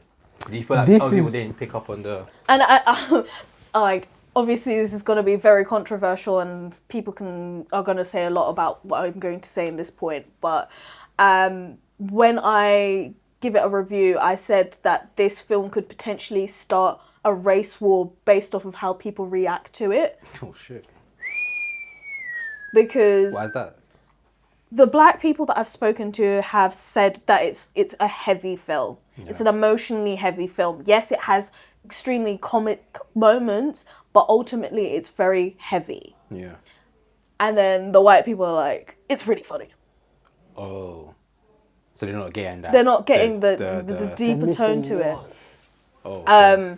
And like I'm not saying that all white people thought that. Some people were saying, I don't like her because she's annoying. And then like other people were also saying, I understood why the main character was going through that, because it is basically a mental health based film. But it all just depends on who you are as a person and what walk of life you're seeing it. So it's just an interesting film to watch. But ultimately, it was a tearjerker. What's her name? Baptiste? Marianne Baptiste. Yeah, because I heard she getting a lot of nominations. I heard she's in talks for Oscar now as No, well. I think so. Her comic beats were so good that when things turned, it turned so quickly, you had to understand. And it might be just because I'm a black woman and I was able to see myself in her, or I was able to see my auntie or my mother. I was able to humanize with her. I thought, hold on one second, something's different going on, and you could see it in her eyes. Okay. It wasn't something she said. It was something her eyes, like how she physically used her body to express that. Okay. And it's just so quick and so swift. Well, this is the film you watched and you had to walk around for a bit. I had to go to the park. I had to go to the park afterwards because I went to see it LFF. I cried and I had to go to a park and just kind of consolidate myself. It was very heavy, very emotionally overwhelming. Oh, fair. Well, I don't know. I'm gonna watch it, but I want to watch it ready. Yeah, like you've been warned. Myself. Yeah, you know what I mean? Brace myself. Let me mix up the vibe.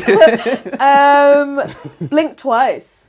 Blink twice. You did like Blink twice. I like Blink twice as well. Great sound. Visually, it was amazing. I know that some people didn't like the storyline. Shout out to Katie.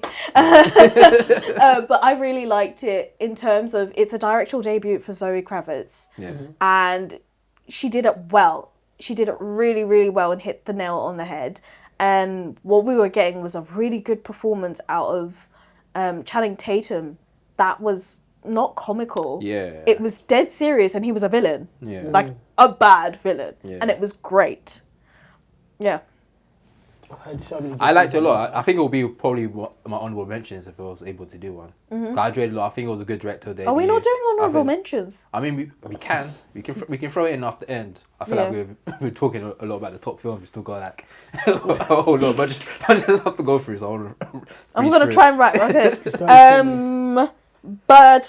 Andrea Arnold. Been talking about it. I thought you put it high. You know, shit. No, it's not. It's not. Oh, it's not in order. Okay, not bad. It's not in order. Bird. Andrea Arnold.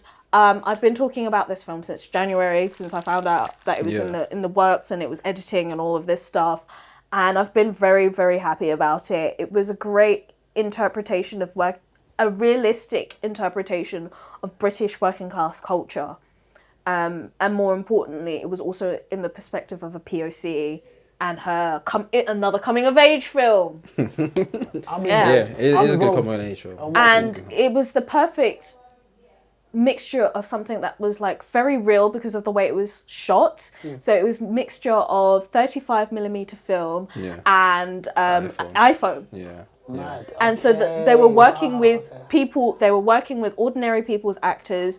The female lead, Nakia Adams, she was actually filming parts of it herself. So she was working with the DOP and trying to get certain angles and stuff. It was great, but then also it felt very real in that aspect, but then it had a certain little weirdness to it that worked to the quirkiness of trying to understand who you are when you're going through the coming of age. It just, I like it. And good music. C'est magnifique. Yeah, you got into the Fontaines because of them. Yeah, I got into the Fontaines. I didn't even know who they were into that film. Wicked. Yeah. Dare I need to say any more? I haven't seen Wicked yet. No one Once it's out, I will the have seen Wicked. But I'm so go on. So good. Come on, so good. Wicked is good. You seen Wicked? Do you like musicals? Yeah, I like theatre. I've seen Wicked in theatre 3 times. Oh, really? Shit. Yeah, it's good. Yeah. If I've there's not a lot of shows I like to go watch again, but Wicked and Lion King I've seen several times because they're that good. I advise everyone to read the book of Wicked if you. It's different though. It's different. It is, but people complain about that. I'm like, the film and the theatre show. The theatre show dilutes the book. The film dilutes the theatre show. Like everyone gets more diluted. Yeah. But I think it's just. I think because it's different mediums, there's a different way of telling the story, and so, no one's gonna sit there for 5 hours trying to really sit there and understand this. What Wicked, the film, does is it creates a great score for a modern audience, young and old. Yeah. It allows you to really put depth into why Elphaba is Elphaba, because let's be honest, there was a lot of controversy about having a black woman doing it, but it felt realistic, especially with the conversations about black women and how they feel seen after the American elections. Yeah. I'm going to be political, I said it. What I really liked about this was the cinematography style and the way they tried to use that to world build, because you've got like the wheel, all of that whole scene, that dancing through life scene, that was world building at its finest. Quality. It was a quality film. I think the film is amazing. I think it does really well at bringing the entirety of that world to life. And people complain about the colour grading. I was about to ask. I did think it did switch a lot of times. Like there are times when it was perfectly bright. It actually changed. It was weird. Like there It's times when it was really bright, and then when it was really, really dark. But that was again with CGI. But you weren't going like Game of Thrones. What the heck am I looking at? You know. Yeah. But I do think it also, and I guess it's to do with the book versus the theatre show versus the film. Yeah. Sometimes we dumb things down so more people can get it. And it's like, I feel like with grading, they're kind of doing that. Like, I don't think you need to change the grading in certain scenes to tell people, like, hey, this is really happy, or hey, this is really sad. Just let them figure it out from the dialogue and like the general mood. Like, they're actually singing, it's actually a musical. Like, if you can hear the words of the song, I'm sure you'll work out, like, actually, this is a sad moment. And it can still be bright. Like, I remember watching Wizard of Oz as a kid, and like I'm seeing Dorothy and Toto, and I'm still like, this is a scary moment because there are flying monkeys coming to their face. Like they didn't need to take away the Technicolor for me to be like, oh my goodness, this is a scary moment. Like, but I think they should have used actual Technicolor. Yeah, but I know 100%. It's expensive. 100%. I know it's expensive as hell. They had the budget, and they knew they were going to make the budget, so just do it, man. Nah, they should have done it. Because I feel like some of the younger audiences would have been like, oh, I don't like this. Nah, allow that. So I feel like filmmakers need to just do what they think is best for the film. Not worry too tough. About the board? What about the board members? They're the ones that you need to be pleasing first. I hear it, but like people would have gone to see Wicked. They would have gone to see Wicked. So it's okay, that is a film where you can actually make a minor risk like that, because ultimately people are always going to see it. You've already got Cynthia and Ariana attached. Like you've already got so many people that it's going to be a hit. Like just do it, like, and it's going to become a thing. And that risk taking would have paid off further in the long run, I think. But I still think it's incredible. I think it is a good film. I didn't think I'd like it as much as I like the theatre show, but I might. I don't. You I do appreciate like it for what it is. Yeah, 100%. Okay, fair. And you're happy with the fact that it's a part 1, and part 2 is coming out. Yeah. I think they could have really, if they really, really wanted to do it justice, they could have done it over 3 parts. But, oh really? Yeah, 100%. Oh, thing is, I don't know nothing about Wicked, so if it's a story that needs to be broken down into 3 parts, then I feel like I think they're thinking about the book version. The book version it needs 3 parts. Yeah, that might need 4. Yeah, and then there's more than one book. I'm so confused. I don't really know about that. It catches up with what goes on in Wizards of Oz, because when I have to look at the Wicked it's like a prequel, then it's currently, and then like it's not really after, but there's like a aftermath. Like, and I think they could have stepped on the product a bit and given us a bit more, but I'm also glad they didn't. Because they wouldn't have achieved the themes of the book. They're prevalent still in the musical and the theatre show. Like ultimately, it is actually a story about race and socialism and class and like that's actually what it's about, and you get that from the film. But I think the film doesn't make it belligerent. Like some people are gonna watch it and not think it's about that, and that's fine. They're gonna go there and they're gonna see Ariana Grande singing as a fairy. They're gonna see Elphaba as a witch. And then be like, why didn't she keep her business? Stop talking about these animals. That's literally a lot of people's reviews on it. Like some people are just not gonna get it, and it's not for us to like make people have media literacy in it. Like, whatever you take from the film is what you take from the film. Okay, fair. Well, I'm gonna watch Wicked. I've seen Wicked now. He says this tortured, by the way. You will enjoy it. I'm not into musicals. You will enjoy it. But I am excited to watch it because I've heard such good things about it. I'm just You will just trust me. I'll be singing that gravity song. That gravity song, you know, defying gravity. The song that all black men like, the first song I like from Fear Shows. I wanna be popular. That's hard. You will be. Anyway, next one is you, sir. It is you. Okay. I'm sending the card back to you. Uno reverse card. Okay. Alright. You know when you said you, are you talking about TV show? I thought you were a TV show. Oh God, hell no. I was like, damn. Hell no. Who's this Maz? Alright, I'm gonna. This is your last 5? Yeah, Wicked was actually in there. Okay. Made the top 5. That's 5? Yeah, it would have been number 5. So I guess at 4.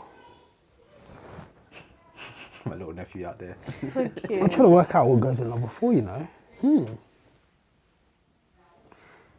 You need time. Dune 2. Dune 2? As what? 4. 4? Okay, shit. Okay, well, I'm crossing that out. I might change my mind. Like, this is not in a real order. Fair. It's just, you know, this is how I feel I think now. Dune 2 is going to be a lot of people's number 1. Oh, 100%. I've seen a lot of magazine pages deem that as number 1. I'm not completely mad at it. Only reason I think it's a cop out. I do think it's a cop out though. Let me be real. Yeah, it's a cop out. Yeah. And the thing about Wicked and Dune, I'm gonna be honest. I was gonna say it, but I'm gonna say it. Yeah. A lot of people don't know what they're watching. They actually don't know what they're watching. They don't have the media literacy. They don't actually understand what they're watching. For Dune and Wicked, why do you say that? Because it's completely different from the books. It's not even just about the books. Like, it's even the messaging. Like, the messaging in Dune to me is pretty overt. Yeah. Like, it's pretty obvious that Paul Atreides, like, even though you're supposed to root for him, but he is a colonizer. Yeah. And he's using these people. Yeah. And people watching it saying, yeah, man, Paul's so awesome. I wish I was like Paul. And like, this guy he's going to family safe to get a load of nukes. To kill to get everyone. To raise a jihad. He's Donald Trump. To raise a jihad in space. Yeah. A jihad against the rest of space. Yeah. This is not him.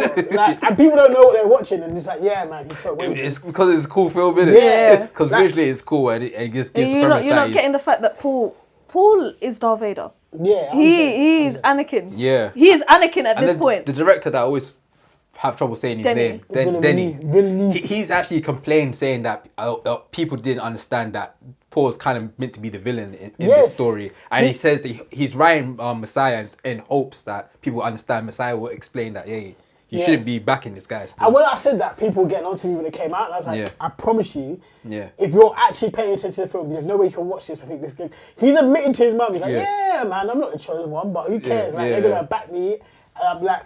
The people say we need freedom and we need this and this for freedom. Yeah. And at the end, he's saying, "Bomb with the friend of mine, I need more to get what I want, And I get it. Villeneuve is a bit like my way of thinking. I like it. He put Austin Butler's character, I've forgotten his name, Harkonnen. Yeah. He's obviously supposed to mirror Paul. Yeah. And if you're watching it with your lens out, you're supposed to look at it and like these two are kind of the same. Yeah. You might think one is more overtly bad, but they're really the same person. Same, but different. Yeah, literally, that's exactly it. Yeah. And people just watch it and they're like, Harkonnen bad, Atreides good. Yeah. The only good Atreides was Paul's dad. Literally, else, he was the only good man. Yeah. And he died. He's a good man. And he died in an honourable way as well. Like like he didn't have to die. That movie, he could have decided don't it. But he needed to die. The point being, that's why it gets marked down because it's actually a great film. Big up Dennis Villeneuve. Yeah, but people don't know what they're watching. It's same with Wicked. I like Wicked, but people don't know. People are watching Wicked and it's like, they're just going for the vibes. This is the fairy tale Marxist manifesto. This film is about the evils of race and class, and people are like, oh my god, look at the munchkins with their cute hair. Like, there's actually bare stuff going on. Like, so I don't know if I can put it that high because people like. But is that the film's fault or the audience's fault? No, that's not the film's Wicked, fault. it might be the film's fault. No, I feel like it's, you know what, it might be the audience because, bro, they hired a black woman to play Elphaba and they gave her baby hairs. True. They gave her baby hairs. True. There's only so much you can spoon feed them. It's a mix. It's definitely a mix. It's definitely a mix. I think with Dune, again, it's a mix. I think it's the film. Again. Because I think Dennis fell victim to, and I'm going to be a hypocrite here because I don't think you should make films or any type of art thinking about the audience and their intelligence. Like, you should make it for what you want to see, right? Yeah. And like, I think he created Dune with the hope that people were smarter than they are. Yeah. And you would watch it Yeah. and you would get it because it's easier to understand in the books for various reasons. Like, I won't ruin Messiah because not everyone's read the books, but like, it will be very blatant by the end of that film that Paul was actually a horrible piece of work. Yeah. It's really, really blatant. And it's even quite funny, going back to our conversation with Furiosa, the way that people hate Zendaya's character and they're like, oh, you know, she's dragging Paul Atreides back and like, oh, she's not a good match for him because she talked about this, and this. I was like, that's the whole, like, she is a Fremen and she's worried about her people and you lot are expected to give it up to want to be in love with this white boy who is now Muslim and talking about jihad. Like, at the end of the day, she's like, this is real life. Like, people are dying, like, we need water and you're talking about let's get the nukes out. What's going on? So it's very interesting how people receive her character. I like that Villeneuve gave her more autonomy in this as well. Yeah. So I mean, Mac, who is also on the pod as well when he can be, will disagree heavily on Zendaya's involvement in the film.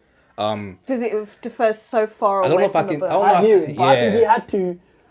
I think she needs to be. I think what Villeneuve was doing was you're supposed to look at her and be like, she represents the modern day Fremen, like the oppressed people who don't care about the prophecy anymore. They just need freedom and water. And yes, she likes Paul, but she understands that everything that is going on is a distraction from the fact they need freedom and water. She ain't letting no man distract her from the main mission, bro. Whereas like, if she had been like so much like the book, she would have been like, oh, you know what, freedom from my entire race would be great. Yeah. But I love this white boy. like literally. And like the audience would have played more like if Paul was so bad, then why did she get But then also there was always that argument that he was always better with Florence Pugh's character anyway, so why doesn't he get with her type thing, which is starting to happen. I'm like, bro, you're not getting the story. Also, do you not, like Florence Pugh's character is, the thing about Zendaya's character is not, she's, as much as she's mad at him, she's not trying to control him. Like, it's very overtly obvious that Florence Pugh's character is trying to use him as a pawn. Like they've made a whole show about it. Like, it's very, people don't understand films, man. Like, some films that I think are really good, like, it's jarring, I'm like, I like this, but like... But everyone read it wrong. The fact that you like it, I don't like that you like it. I don't like why you like it. Yeah, you need to like it. I like it, but I don't like it like you. Yeah, 100%. Challenges is going to go in there for me. Challenges on my list as well. Come on. I got it numbered. It was actually, I got it numbered as well. It was close to being number 2, you know. I really enjoyed it, It was one of the films that I watched and I was just like, this is insane. It stuck with me the entire way. Yeah. Had a lot of fun. Yeah, score's great, musically great. Big up Trent Reznor. Big up the shots, fantastic. Beautiful. Just everything about it. Quality. It's another film that I felt that was very art housey but had a big budget. Like the film style was different, the music was different. There was times where the music was really used for the tension for the arguments they're about to have. Like they were having tennis match with the conversations. Like they'll say something, then they'll say something. I feel like they were having back and forths. I think it really showed. For me, like I've seen Luca's previous films, but I think this one he really went for a certain style with it compared to his other films. I think he's just like, not to patronize him, but he's really developed as a director. Like the 2 of his films are in my top 10. So 2024, you really see his directorial vision. It's not just like I'm providing a film for you. You're seeing the direction and the vision. And each of these films this film requires this style and this film requires this style. And I feel like that's what I love about directors. Like the big ones, my favorite directors are the ones that try to change the style slightly or make it make sense to the story they're trying to tell. And I feel like Challenges came out of nowhere. It helped tennis, in my opinion. I think a lot of people start playing tennis. People are taking it on board differently this year. Yeah. And I think for Zendaya's career, it helps a lot because before that, she was always the teenage girl. And I think this one allowed her to play more of she was a mother in this one. She was a nuanced bad woman. Yeah. She a real femme fatale. Come on. She's a bad woman from early. They're both mooks. I actually disliked every character in Challenges, and I actually like that as well. Like, I like when I like a film and I don't like any of the characters. Like, you're not. Oh really? No, but I liked the fact that, you know what? At least Patrick and Tashi owned that they were bad. This one was a wet blanket going. Oh, he no, was I'm so innocent. moist. Go away. No, but they were all really bad. Yeah, I don't know if I disliked each them, but I didn't have a winner. I didn't have someone that I wanted to win. Yeah. I think that's one of the first films where I didn't want anyone Do you know what? to Maybe really win. I just wet enjoyed. blanket most, because his biggest crime was being a wet blanket. Yeah. No, he was a snake in the grass. True, he was a snake in the grass. I do hate Dirty Mac. They're all just terrible people. Yeah. Oh, he Dirty Mac crazy in this film. But I didn't like that Josh. At one point, I thought he was the least bad character, and then when I realised he was rich, I just choosing to be a bum. Oh yeah. I was like, what he did? Yeah, but like, you know what? If he wants to be a struggling artist, let him be a struggling artist. You're not a struggling artist. She's being biased. She's being biased because she likes the man. Man. He'll do too much, man. He'll do too much. 100%. Like, you're sharing bagels with people who are on 60k a year. When you could just go home to your dad. Go back to your parents, bro. Your parents. And eat caviar, bro. Like, what the hell? Man's cosplaying as Paul, you know? Who does that? Yeah. A lot of people.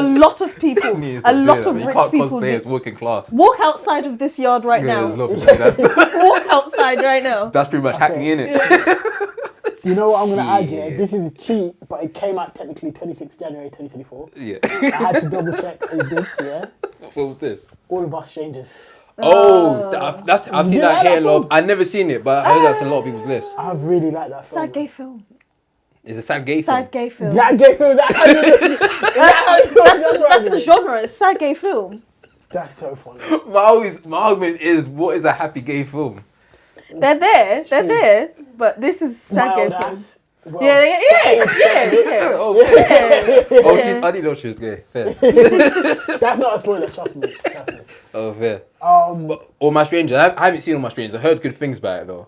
You seen it as well? Then? Yeah, I have. I really liked it. It's not that I didn't like it, but it was like, okay, it's sad because he's obviously dealing with grief, and then you're telling me the guy that he fell in love with. Wait.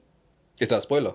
No, might spoil it. No, I was gonna pause there, and then you're telling me about the guy he fell in love with. Nah, you're alright. I want to read the book, and it was shot really well. Based on the book, okay. And it was shot really well. I think that was. I will say though that if we're gonna talk about what's his name, Paul's performance, he eats up being a sad boy. He eats up. I didn't like the one sad with his boy. daughter. What's that one called?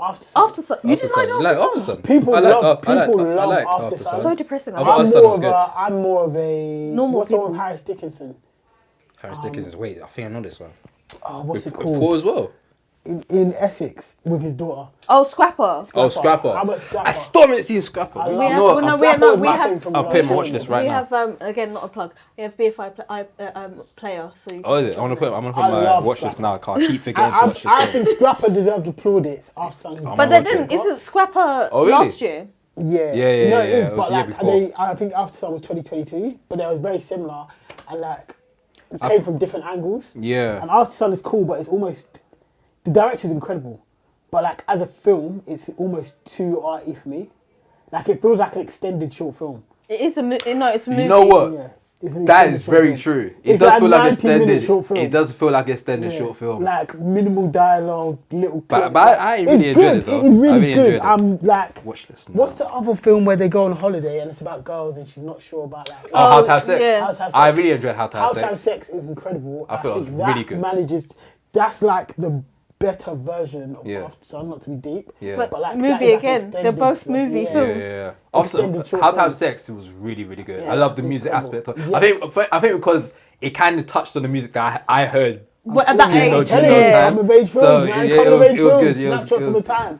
After Sun, But anyway, back to All of Us Strangers. I think that is, again, After Sun is very comparable because All of Us Strangers could be a short film. Yeah. But like it manages to carry the motif, the feeling of grief, all of this stuff. Like, so basically he's missing his parents but he falls in love at the same time. And it's like... He's balancing the two emotions of being in love and dealing with the grief of his parents. Oh, Yeah. sounds sad as fuck, bro.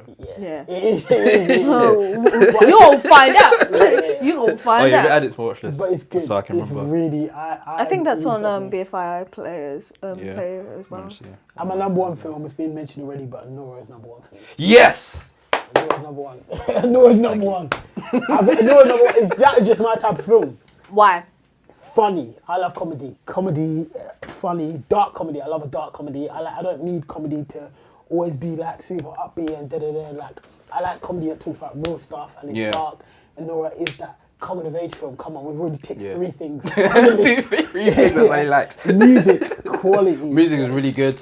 Why you got me listening to take that? Why you got me listening to take that like that? It was my top song on my Spotify rap. I'm telling you, like it's got strippers. Who can complain about strippers? Come on. New York as a character. Who can complain about New York as a character? Yeah. Classic film trope. Yeah. I really like that director. Sean Baker. Sean Baker's one of my favourite directors. So I really liked Red Rocket.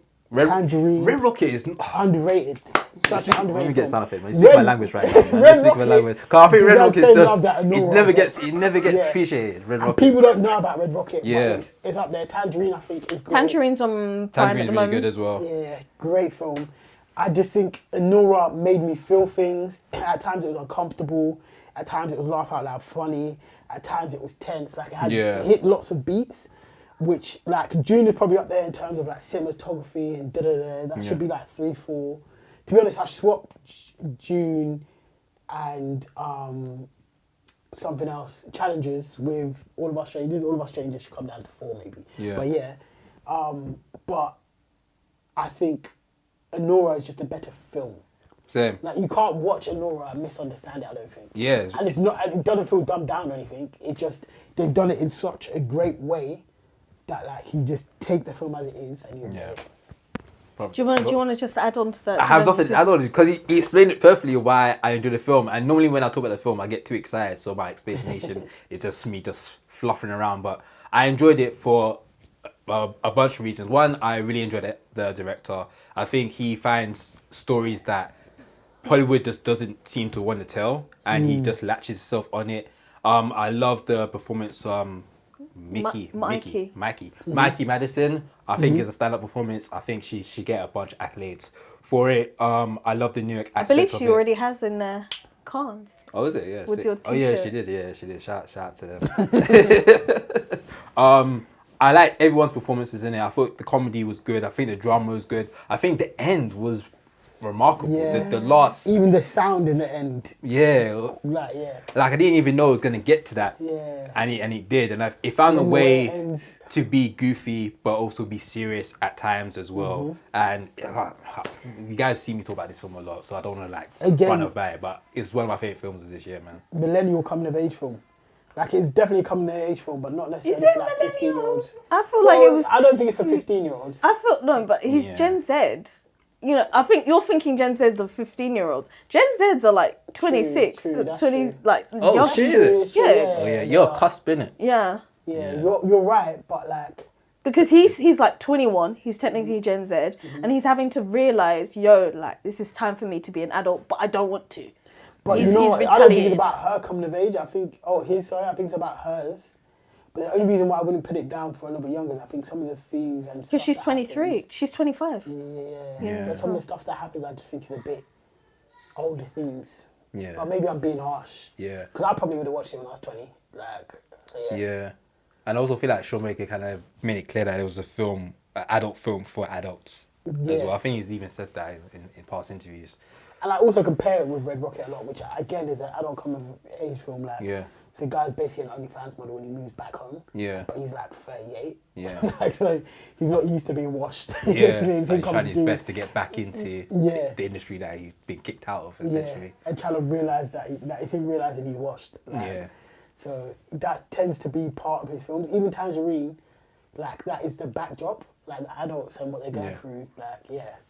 He's sick, man. Sean Baker he's gonna have a great career. Yeah, he definitely is. And I think with the accolades Anora's getting, he's gonna get a lot of bigger budgets as well. And you say that's your number one? Yeah. Oh, cool. So we go through my top 5. So yeah, we already spoke about Challenges. Challenges was on my list for number 5. One film that we haven't spoke about is a film called Nickel Boys. I put that as number 4. Nickel Boys is a film that I never wanted to watch it if I wouldn't have watched it if I knew what it was about. I'm not really into black trauma. I'd never want to watch it in a movie. So I didn't know about it. It was part of the LFF. So when I got tickets for it, I kind of just based it on the trailer because the trailer was cinematography was really good. But then I found out the premise of the actual story touched on is a timepiece. I can't remember what year it was set in, but I think it's just after Martin Luther King was assassinated.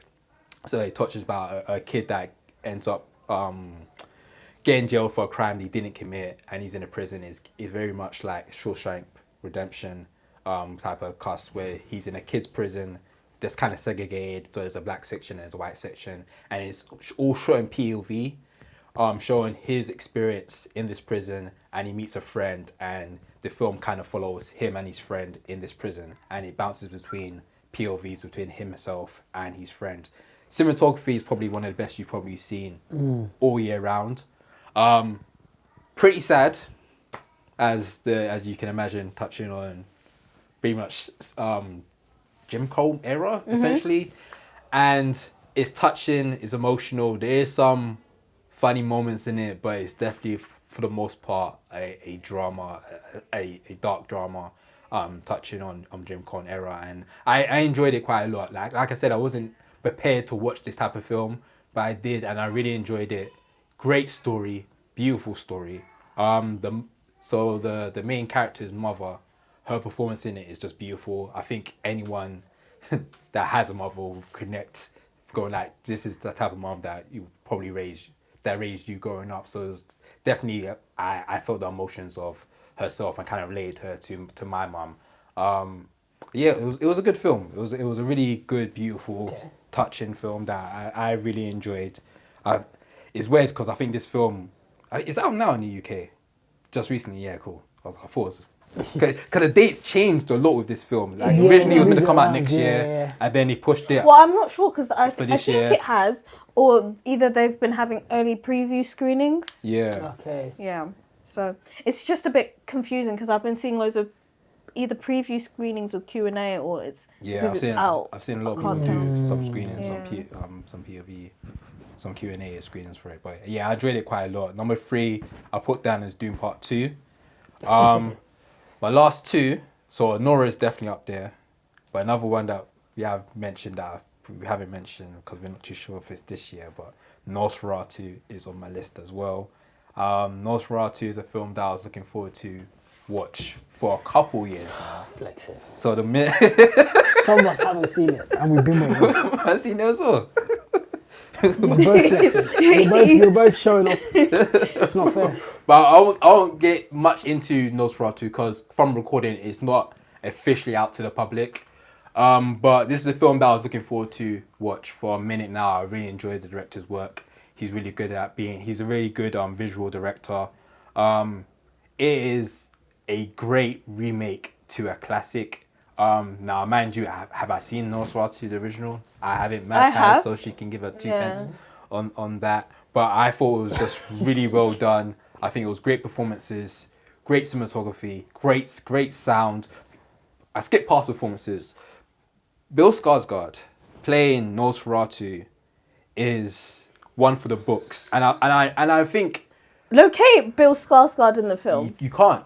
you locate. Can't. Where is Bill? Because I feel like he got a check for a role he didn't do. Yeah. I'm being deadly serious. I refuse to accept that is Bill. 100%. I feel like for promotion, they're promoting a scene from the film where it has the announcement, where it kind of like shows Bill Skarsgård's voice in it. Mm-hmm. And I feel like whatever you do not watch that. You have to watch this in the cinema. Because when you hear his voice, when I watched it the first time, I was still questioning where is Bill Skarsgård? Like I knew it was him. I knew it was him. I knew it was him because of the film. Yeah. The old film. Yeah. So I knew it was him, but at the same time, I was like, okay, but that's not Bill. Though. Yeah, it's weird. Like that's not. I had to lean in at points. Like I hate horror films. I had to lean in closer to the screen to really think, okay, how can I tell this is Bill? Because it doesn't sound...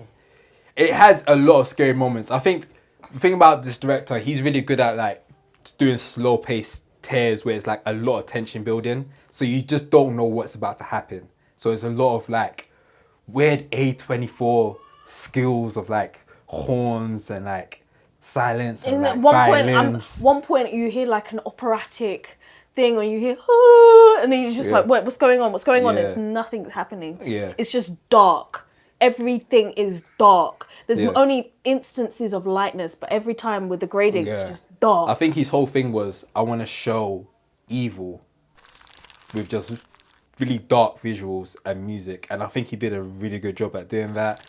I think Bill Skarsgård's performance was so good, but unfortunately because of the costume and stuff he wore, I don't think he'll ever get any awards or any nominations for it. I think like Academy overall just don't appreciate horror films as actual films, and I think Nosferatu won't get the awards that I think it deserves because of that. But but with that being said, it should. It should. It should. Yeah, definitely one of my favourite films. I'm excited for that film. Like I've been waiting for this one for a while. Yeah. And I'm enjoying everybody who got. I'm so glad because obviously I remember when it was going to be Harry Styles, and I was like, God forbid. Oh, good. Yeah, I'm like, God forbid. Oh, good. Then they took him out and they put Nick Holt in. I was like, okay, now we're locked and loaded. Yeah. Like everybody, I was a bit unsure about Lily Rose Depp, but you guys are saying that she can. No, she was a good screen queen in this. Have you seen The King? She was really good. No. Watch The King and you understand why she got the job. Yeah, she's Nepo babies. No, I'm joking. Yeah, but so nipples. The King is literally just Nepo babies on the screen. Nepo babies. And the Skarsgård family is an example. And even we spoke about Ralph Fiennes. How do you say it? I always assume it's French, so I'm like, Fiennes. Anyway, they're Nepo baby, innit? Nepo baby family. So like, there are some good Nepo babies, innit? Yeah. But just generally, if you're a Nepo baby, especially the actor, you have to come and prove it to me. Now that's why I like Kieran Culkin. I wasn't trying to hear him, and then he cut his own teeth, got it out the mud. Now I'm like, He cut his own teeth? I feel like... For a film? As in, no, as in no, like it's insane. No, because some actors be getting into the road, you know? No, I mean in the sense that like, so obviously he made his own mark, innit? Yeah, like when he was a teenager, he was blatantly getting cast in stuff. Yeah. Because his brother is Macaulay Culkin. Yeah. Now that he's an adult, like it feels like you are. He made his name for himself now. You are good, yeah. And like, that's what I need from a Nepo baby. So I'll probably watch this and I'll come back and I'll be like, you know what, I'll tell you what, guys. I think a lot of people probably have to wait for a couple films for them to go. Yeah. I think Nosferatu is enough for people to go, she's a really good actor. Also, she hates on her dad, so actually, let me reverse that thumbs down. She hates on her dad. I'm a big hater of her dad. Yeah. So, I swear. Yeah. Is it based on the relationship we had with Amber Heard? Amber Heard. That is part of it. Oh. But also, I hated him before anyway. I thought what, as an besides actor? Edward Scissorhands, he's Edward Scissorhands, right? Yeah. Besides that, I think every other film him is overrated. Him. Yeah. You know what? Like the films are good. I think he's played the same person in almost all of his films. And because he's so good at doing that. Because it's who he is. Yeah. He's a drunk, scatty white man. That's who he plays in films. Except for, was it 21 Jump Street when it was a TV show? Yeah. When he was in the He's one of those ones who murked, when he was younger, he was cold. And then he hit, and it must be because he plays one tap person. And he took too many things and then he just... Do you think the downfall was Pirates of the Caribbean? Because that's the first time I saw him play tap. Once you're getting all this power Wonka. and like love, and it's like people, I get to be a fuck up, and people love me for it. Yeah, how do you stop being a fuck up? Yeah, that's true. I can do what I want. That's people Charlie love me Sheen, for basically. being people love me for being a terrible person. Yeah. And what's his name? What's what's the guy that does all the films with him and Helen Bonham Carter? Oh, Tim Burton. Tim Burton's always going to keep him booked and busy. Because who else looks like a walking skeleton? Timothee Chalamet. Yeah. And at one point they were trying to make him the new Johnny Depp. They still are. That's what he did. I think now they're trying to make him Leonardo. I think I want to hate on Timothy. Same. I actually want to hate on him. I want to hate him bad. He's just... I just know he's not great though. He's not great. He used to play football to a good level. To the fact, you've seen pictures of him playing football with like Joe Gomez in flipping Charlton. Like, the guy got flown from America here to play football, so he's clearly good at football. He has ball knowledge. I see you talking about basketball and... I'm talking about as an actor. You talking about as a guy. As an actor, I think he's actually... Wait, we're talking about Timothee Chalamet and it's about him playing ball. Yes, because he's one of them guys who was annoying that was clearly good at better things. And I didn't know he can play ball. Yes, he could, like, football. No, but he's a Nepo baby, innit? Yeah. Timothee Chalamet is actually a Nepo baby, so that he was like, oh, like, but I think they're trying to make him great, but he's that's good. True. I think, so I always compare him and Tom Holland, because they came around at certain times. Yeah. And people act like he's so clear with Tom, but I think his agent is better, so he gets the better thing. I think the same thing. I think Tom Holland's a better actor, but Tom Holland picks shit roles sometimes. Yeah, this is going to be sound nuts here, but and it's true, we don't rate many of the Marvel performances as acting, other than Black Panther, because there is some powerhouse acting in that. Yeah. Robert Downey Jr. in the last Avengers, because he's leaving. Yeah. Other than that, the acting is by the by. Tom Holland, and I love every Spider-Man and every actor who plays Spider-Man. Yeah. But Tom Holland added the depth to Marvel. Yeah. When it was his most blockbuster, I think it's hard to do. Like, as much as I hate No Way Home, when I look at all the other Spider-Mans, I watch him and I'm like, oh, this kid he's acting his ass off. Like, what is going on? Like, and to your point, I think he has the worst agent in the world. He gets the worst. They pick the worst.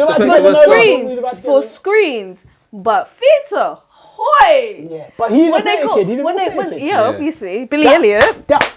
He was in Billy Elliot. That stare biopic is going to change his life, yeah? All you guys will be hitting on my boy Tom Holland, yeah? Don't worry, we're coming back up, yeah? 2026, Feliz Stare. Yeah, when we're dancing all over their grave. Christopher Nolan. No, Christopher Nolan, that would be cool, yeah? That's what a couple you know, Christopher Nolan, yeah? He was born to play Fred Astaire. He's a tap dancer. He's going to kill. Oh, she's a tap dancer. Did he do that mask dancing thing where you just was a woman and did that? Yeah, Billy Elliot. He's going to kill. He was ballet trained, then did tap. Yeah. Either way, he's going to kill. He's going to do a backflip. He's going to do a better backflip. I feel like it's over. I feel like count your days. Theatre's where his bag's at, and I think a lot of people that started off at theatre. It's a shame that people who only go behind the screen can't watch it. But like, when I saw him in Romeo and Juliet. Oh, you got tickets to that? Oh, you got plugs for real. No, that was out of my own pocket. Just love for the craft. You got a ticket, you just got a bot. Like, how the hell? I tried to get a ticket so bad, and I know people will go to watch that. Like, I like theatre, innit? Like, I like theatre. And I could not. I tried so many avenues. I was like, yo, you can get me in this. No, because we tried a Streetcar Named Desire the year before, so they had to give it to us. They had to give it to us. He's cold, man. Going to see Much Ado in Feb. Much Ado, sick. I think that's what I'm looking forward to. Yes. Tom Holland is a quality actor. I agree. I think he's underrated. I think Timothy is good. Yeah. Oh, but he's digressing. Better. I just looked at the term. Oh, you leave at a certain time as well. Alright, cool. Let me get because I had to get my Timothy. It's not even quite hate because I think I rate him higher than you. I just hate on him a little bit. What else has he been in? Who? Timothy. Yeah. So Timothy, he started from Inception. Yeah. Then I'll say Call You By Your Name was the main shift. I think there's a film called Poor Boy with Stephen. No, it's Beautiful Boy. Beautiful Boy. I said Poor Boy. I got Poor Things and Poor Beautiful Boy meshed together. Don't Look Up. There's Wonka. I forgot he's even in that.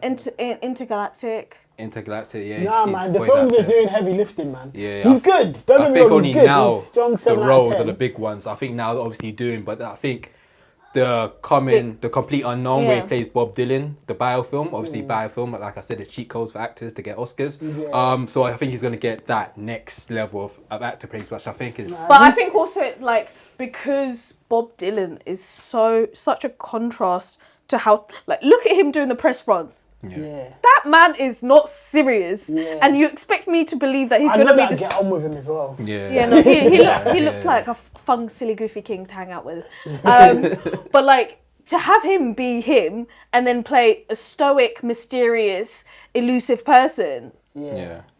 Yeah, I hear it. But listen, Tom, let's get that Nolan done. Let's get this time, man. Let's get it wrapped up, man. Yeah. Once he's done the Nolan, and then he's doing a biopic, isn't he? Yeah. When once he's done those two, Tom Holland will be back in the good People call him Watch because he's washed because he's only done Spider-Man by 28. Yeah. Do people know what Al Pacino was doing at 28? Yeah, Nobody knew who he was at 28. Just- Do people know that just Samuel L. like- Jackson was doing crack at 28? Yeah, people- Like, it's actually okay. You know what? to He wasn't even just not have doing. made it. He's doing heroin, wasn't he? Yeah, like, it's okay for you to not have Jackson your was life together at going 28. Like, crazy. like Steve Harvey was homeless at like 38. Like, Yeah, it's actually okay. Yeah, it's okay, But man. I think it's this new generation. Like, you see, like, people do well and you expect it's just like, Yeah. It's the Instagram New comparison. That's why. Yeah. But Yeah. Where should we go? Where should we go from Wait. now? You haven't Wait. done your top 5. Wait, you haven't done? your top 5. Yes, my top 5. okay, so most of you guys spoke about what I I think your number one. You know what? I know what your number one is. Actually, I know your list. No, you don't know my number one because there's Okay, no say order. that. No, say her list. There is- I know what your 5 is gonna be. Say the 5. Say Okay, the then, say the I wanna 5. see. So obviously, I think we should talk about this one because no one has mentioned this one. But Queer Yeah. is definitely gonna be on your list. Yeah, 100%. I think obviously Challenges is already on your list. Oh shit! Wait. Did Anora make it? I don't think Anora's on our list. Not on my list because I need to mix it up a bit. It'll be an honorable mention. I think there's a film that you've watched recently that will be. Oh, actually, no, that was wicked. Okay, I just know two. So it was based off of my letterbox as well, but Queer and Challenges. This is the year of Luca. Yeah. This is the year of Big up Luca. Luca. Nosferatu was up there. For me. Exactly. Okay, Yeah, Nosferatu will be. Sing Sing, Yeah. which we've Oh already yeah, I said. forgot you didn't say that one yet. But I'd already said it, and then I think it was Hard Truths for 5, but I wasn't going in order. I wasn't going in order because I was just saying like this is what I'm But saying. then you're still missing one then. It was 5. You said hard truth. But you said Hard Truths already, so you still have one missing. Unless you want to throw something in there. Nah, I'm gonna Do top I'm gonna 9. leave it as that. But What like, did you write that you don't want to say? no, because I'd already said half of You backspace no, side. half of the films that you guys have said, I've been there. So, So like Dune Part 2. Then throw in Anora then. Shit. Anora. You don't know. Damn, you don't put Anora in top 10. No, it's not because You're it's not not rating top Anora 10. like It's that. not because it's not top 10 worthy. I feel like there's other stories out there Yeah. that are worthy of it. I just For can't. this year? Yeah. For this year. Yeah, I Well, feel like You what they were working with me, where are they? Crossings. Oh, haven't seen you Crossings. did the cough out. But you be doing some I serious see what films. you though. did. I think am I the only person who had fun films? You guys did something serious. Bro, What are but you it's talking been a year of sad films though. Wicked was my fun film. That is not fun. The only fun, yeah. Oh, It is shit. fun, but like most in of my fun messaging, it's What not do you fun. mean? It was fun. I got dressed up. You think racism is funny? Talk about your experience going there. You think racism is funny? You think classism is funny? Where you're trying to tell me, a black woman, about that film? Hey, I'm just saying. You said it was fun. just got back. You're trying to tell me about that I'm film? just saying, I don't think those things are funny. You know what I mean? But I have fun because So trying to get out of that, but I have fun because as a theatre kid, Yeah. it brought me back to my roots. okay, fair, Yeah. fair enough. I was definitely in there in my night tech singing the songs. I went to the toilet after. It was My night text singing the song. a nice dark evening green. It was Got actually a green green night night. tech on. Man brought a green night tech to the Wicked for me. But it wasn't intentional. I just wore it because it was comfy, and then I clocked afterwards because I was going to the toilet and I went to the urinal and I was literally singing this song, like, and there was a bare man in there, and like a couple of people joined in, and I thought this is so funny. On no other occasion would men be going to the toilet singing Wicked, when people break that hyper masculine bubble, it's very funny. Yeah, Very funny. fair. Well, that's our list for the top movies of the year. Just because of time, it would just great for us to go to the last one and talk about what we're looking for 2025. Damn, I thought you were gonna let us get our hate off and talk about the worst. Have you got time to get off a hate? Do you have I've got quick 15 hate? minutes. You I've got got 15 minutes. 15 minutes I can get some hate off very quickly. Maz, have you got hate? I got 3. Wait, you got hate as well. I got 3. Let's Okay, run so through. what Let's do we- run through our hate. my 3 ones. So we're going to talk about. I know we're going to agree on this. Are we going to talk about worst? Let's do both actually at the same time. Worst movies and worst TV shows. I only got of movies. 2024. Alright, cool. What's your movies again? So I've got Madam Web, Yeah. Oh yeah, hate that. Back to Black, I never even watched that was it. a shit. I saw them mention it. I was like, I'm not watching this, man. Me and Toby went to hate watch that. Nah, man, you can't. That one I just knew. Nah, I'm not. And then even when they dropped the trailer, I was like, there's no way. You have to pay me to watch that film. They had Biggie in it in the film, innit? Well, fake Biggie. What? Wait, what? They had Biggie in the film, innit? How though? Because Biggie blew up like after Biggie. Nah, he was literally there for less than less than 5 seconds. Wait, I don't know if she was 10 seconds. I think he was part of her life Biggie. at some point. Yeah. Didn't she blow up in like 04? No, because I think when she had the same recording. manager as Nas. She had the same agent as Nas, so it had like a connection. So it was like when she was still recording some of her songs, he was there. Yeah. Yeah. Forced it. Yeah. I'm never watching Biggie's in the film. Oh my I'm never gonna God. I'm never gonna watch that film. And then my last one is I saw the TV Glow. Absolute horse bollocks, mate. Horse bollocks. I don't know what the heck that was. What did I hate on this year? I hate on Beauty in Black. It's a Tyler Perry show on Netflix. I hate that with a passion. This is probably, you know what, yeah, I'll tell people, if you ever want to get in the film industry, I think it's always good to watch something that is really bad so you can understand why is it bad and what is good to improve on. Even saying that, you should never watch Beauty in Black, because that was just the worst thing I've ever seen. What was it was so bad? There were so much bad things in it. So the acting, horrible. The scripting, horrible. So they'll do things, yeah. This is why I say you kind of learn about filmmaking while watching this film, because they'll have a conversation like we're having a conversation, and let's pretend we're talking about a goldfish, and the goldfish is our goldfish that recently died. They all talk about that dead goldfish and keep repeating the fact that the goldfish died by, I don't know, it died because we didn't feed it, and they keep saying it over and over again to a point like, you guys know you can regress this conversation to other things, and they'll keep it on one stupid shaky shot because my man is just freezing while holding the camera even though he's inside for so long. I'm just like, why are you not dragging out this scene? There's a scene where they're coming out the hospital to go inside the ambulance. Bruv, they spent 5 minutes shot by shot. They got a wide shot, they got a close up, they went back to the wide shot, then they got shot by the car, so the car's like in the that clip was so in between funny, the frame. I really watched it. I was like, and all they do is just pushing the person out. I was like, you're not spending 5 minutes on this one scene. I'm looking at Toby like, so you really have me watching this BS. And there's a bunch of like, the characters, there's no development, there's druggies, and overall, Tyler Perry just hates black people. He actually hates black people. He does. The writing is like so disrespectful to black people.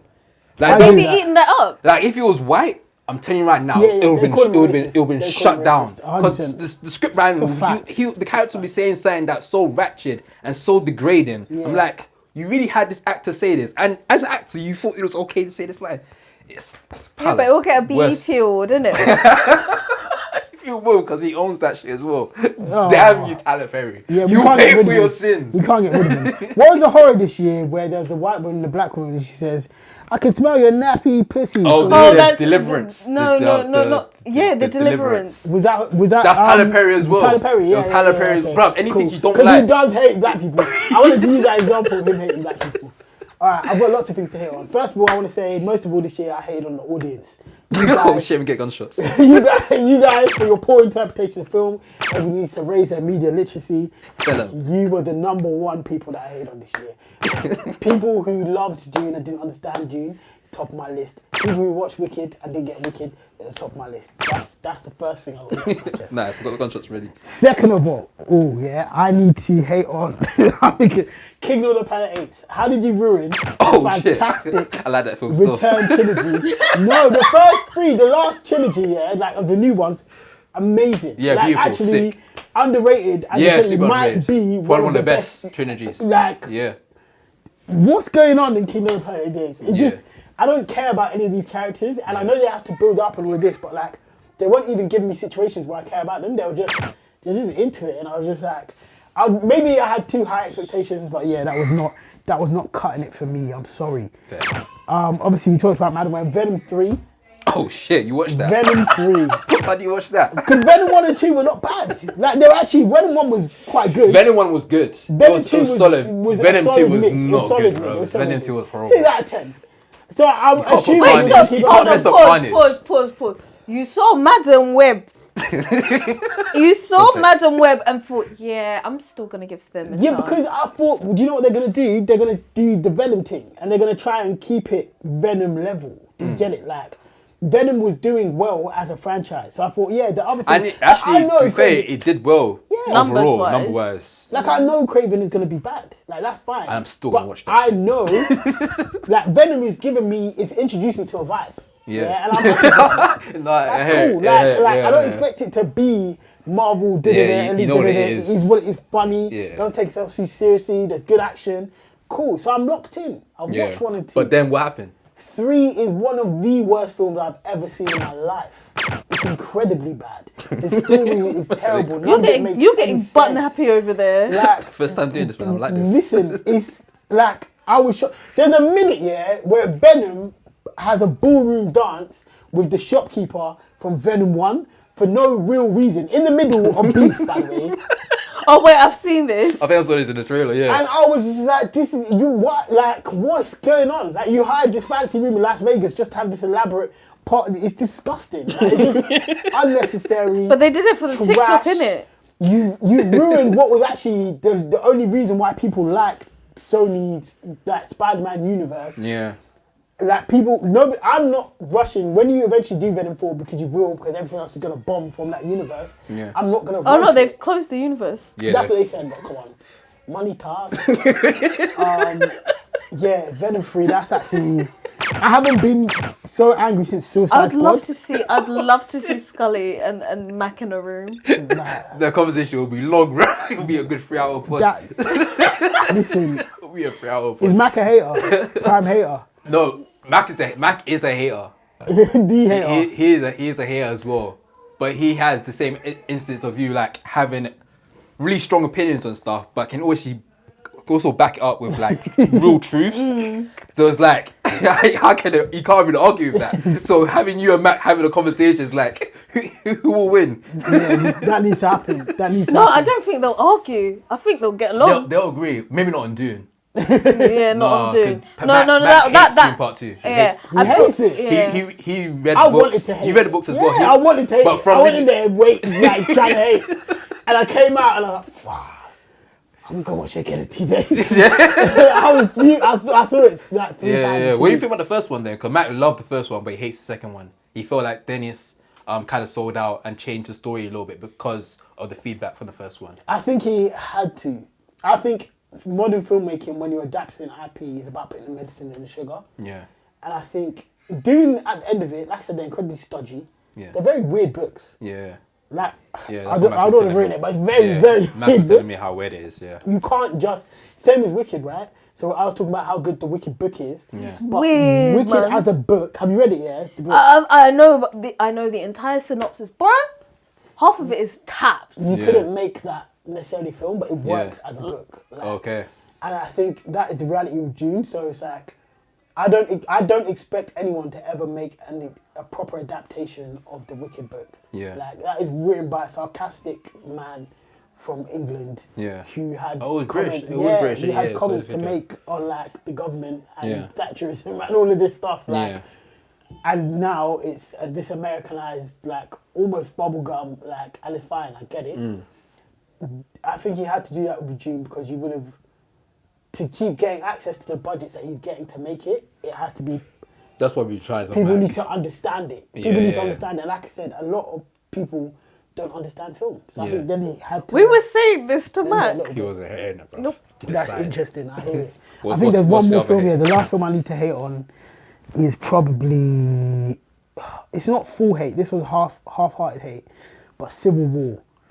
It's just, You like Civil War? Oh, It's a nothing shit. film, man. It, It's a nothing film. When you say nothing, as it had no substance. there is, this looks cool because there's a war, but you don't tell us anything. There's nothing. You don't Oh, you don't tell you stand why for the war anything. started. It doesn't stand for anything. It's just, hey guys, war is bad, okay? Yeah.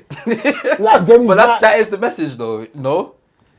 It's not enough. Why is war bad? Who is losing out? But also, journalism is really important when we have real issues that we're studying. We don't know the real issues.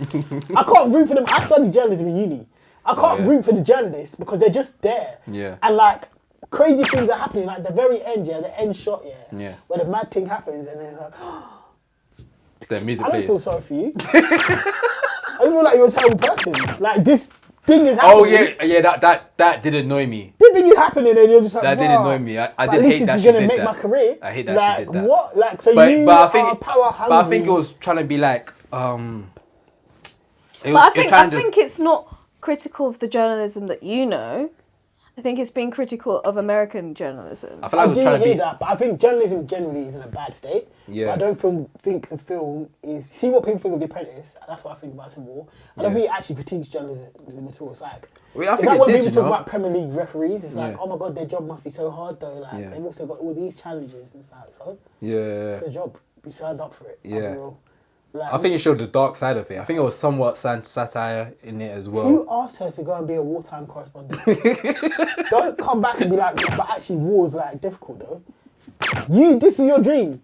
They actually told you in the beginning, don't come and do this job. They did. Like, You're not gonna like that film Lee that's come out then. Which one? Lee, that's with Kate Winslet Kate Winslet, yeah. and Josh O'Connor. It's the same type of thing. She's a journalist. And Josh O'Connor? Your boy. That's why you mentioned it. Fair enough. No, but it's the same storyline. It is literally Yeah, the it's a same journalist story. as well that goes off the war to what was it? I'll- Was it World War? I'll Was watch one it of the if wars? there is. I don't mind it if it has a real. It's like so. Alex Garland is now doing a film about the Iraq War. And it has bare willpower. warfare. Yeah. These films are just self-serving, egoist films to make you mysticize war and to be like, oh my god, it was a hard period, but that's what hard times make hard men. Yeah. And that's really good for them because the stronger you get, Oh, shit, to wrong get side of through, it. like it's just like stop glorifying it. Yeah, these people are war criminals and they're terrible people. Yeah. And like that's okay. Yeah. And we don't need another 2-hour film that's like, oh my god, look at what they went through. They were shooting kids. Yeah. Like I do find it interesting him being British and he's so interested about telling about American war. yeah. I wonder where that comes from. I don't know if he's probably like studied it in the past or something like that, but the fact that he's directing it and he's got a veteran as a co-director as well is quite interesting. Garland is hit and miss for me, but I think Civil War was a very like, and maybe it's because I had high hopes for it, but it's a very nothing film. Like there is the most exciting part of the film is Jesse Plemons playing the evil guy, and he's literally in That was for one of the 10 most minutes. intense scenes I've seen in cinema and like this year. finally somebody is actively saying, and like I said, I don't mind if it's nuanced, like challenges. Like some people do bad things, but they have good intentions, or people are good people that end up getting coerced to do bad things. Yeah. I love nuance in film. Yeah. I just don't think Civil War had any. Like I just feel like there was nothing in it. Like I just feel like that's why Jesse Plemons sticks out, because he is like, hey, I should be one of the good guys because I'm in the army. Yeah. But I'm very clearly, overtly a terrible person. Yeah. And in this 10 minutes that I'm on the screen, you're going to feel a particular way about a character. Yeah. And then he cuts and you're just like, oh, okay. Then it goes back to The rest of the characters come. Besides my man, the older black guy, I forgot his name. I can't remember his name, but he's known for dying in that's a spoiler, but he does die a lot in films. But you have some affinity for him, and even like how he dies, like he's like Trying to save people. Yeah, but like the rest of the characters, I could not build any connection with any, and I tried. I wanted to like that film, so I was waiting for that one. Yeah. And when I came out, I was like, what the hell did I just watch? Well, I enjoyed it, but I do understand it didn't even have much substance to it, but fair enough. Shot well though, good sound. Sounds fucking amazing. Those bullets be Did going win crazy. for its sound at the Biffers. There we go. Do did you say all your hate? That was all my hate. Oh. Well, we hated a lot in 2024, but we also liked a lot as well. But now we're in 2025. What you guys are looking forward to for this year? Do you guys want me to go through a list? I think I had a list on here you want to somewhere. start? No, you I've go ahead. got a couple things. Pop off, King. I've only got two things actually that come to mind. Obviously Nosferatu, which is 70 out now, yeah. But that's going to be incredible. I'm a big DC Comics fan. Like growing up, I was just a big fan of them. So Superman's on your list. Superman is looking crazy. What do you think about the trailer then? I was really worried. There's mixed views on. Yeah, I was really worried about it, and I was Yeah. like, the Batman is really good. Like, Come on, someone that likes the Batman. Thank you. What, the Batman is Finally! incredible. There's a few people that did not like the Batman. The Batman is. I'm a long time Batman comic book reader. Yeah. And I think that is one of the best portrayals. That's what I've been saying this. Let me get this I've been saying this for too long. What do you? No, I think he's too emo. It depicted he is Gotham, emo. how I saw Gotham. Yeah. Yeah. Like the whole point about Batman is even in his relationships with people like Wonder Woman and Catwoman, they never succeed because he's an emo and he just cries about his trauma. The whole point of Batman is he has never let go of his one childhood trauma. Yeah. Like he literally is a billionaire. He has everything he could have in the world, and he cannot get over the fact that he saw his parents were killed. That is, if Batman is not an emo, what is he? Like that is his entire. Yeah, and I don't get it. So yeah, I don't. I don't like it. The pacing's too. It's a noir. Yeah. I think it's a it made noir. perfect sense. Total and the noir. pacing's even good. Like you start off with the Riddler, the symbolism with him being the light in the darkness. Honestly, beautiful film. I think that film. I watched it again. Yeah, I've seen it a few times. It's on Netflix. I've seen it 3 times. I think it's my most watched film of this generation. If that makes sense. Like of these films now, I've watched it a few times. I think I watched it twice in cinema. Same, definitely. Oh shit, I haven't seen it twice in cinema. I watched it twice in cinema, and then when it first came out, I watched it with someone. And then when it first came out, I watched it in cinema, and then like a few weeks later, I was like, that was so hard, I'm gonna watch it again. And I went on my own. And then I downloaded the digital copy, so I just watch it every now and then because it was just so hard. It's so good. Like that's an incredible film. And I was worried because obviously Superman is a lot brighter. Like in everything than Batman. And I was like, I don't know how James Gunn is going to do this, and is it going to be a shock because we're getting used to this DC universe that is dark, like with the Penguin and all of this. Like, is it going to be like too bright? Yeah.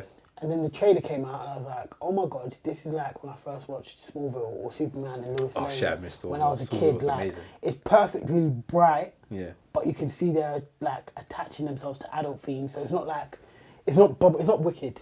Like it's not so. And no offense to Wicked, because I actually did really like Wicked. It was my top 5, don't worry. But like, it's not like sickeningly sweet. It is just the right amount of Superman bright. Yeah. And like the suit looks sick. The characters look sick. Nick Holt as Lex Luthor looks crazy. I think he's so underrated as actor. Someone said that he looked like Pitbull. That is so ridiculous. That is so ridiculous. But he does look like he looks like a skinny Pitbull. That is hilarious. Yeah, he is. Lex Luthor is Mr. Worldwide for real. He is. Like, I think James Gunn. I really like the new Suicide Squad. I really like Batman. Yeah. I think if he can nail the Superman film and a couple films around it, he's good. This DC universe can actually.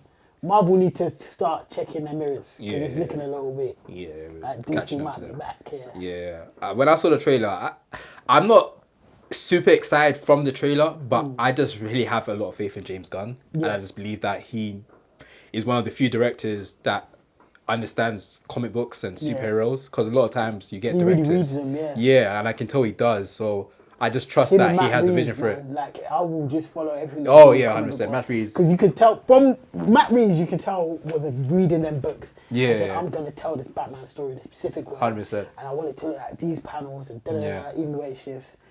Yeah, I'm really looking forward to it. James Gunn is my problematic fave. Yeah. Yeah, he's probably a weird guy. Yeah, he's tapped. He's 100% tapped. I've seen a couple of interviews with him. He's definitely odd. Take the artist, keep the art. Yeah. Let him. If he has to go jail, let him get direct shots. Do a shot list from the jail cell. Damn. It'll be FaceTime from jail. Yeah, I don't mind. Like maybe directed like that through the app. I don't mind. Yeah. Because he needs to keep making these films. But he probably also needs to be away from society. So whatever you got to do to make that happen. For sure. Yeah, let's just make it happen. You got one. I'm gonna mention Mickey 17. I think that's probably my highest one for next year. Yeah. Would it actually come out this year?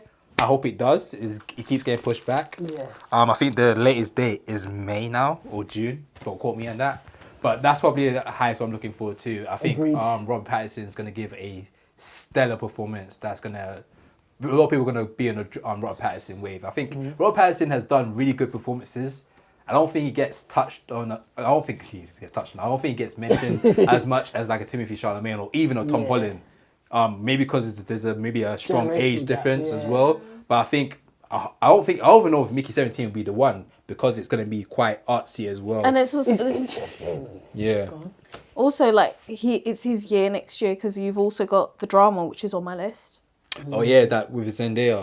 He's on a run, man. He's on a crazy cool. run. His run's been incredible. You go from Tenet to the Batman Yeah. to Mickey 17. Yeah. Well, he had Lighthouse. He had Then he had the indie films before that as highlight. well. Yeah.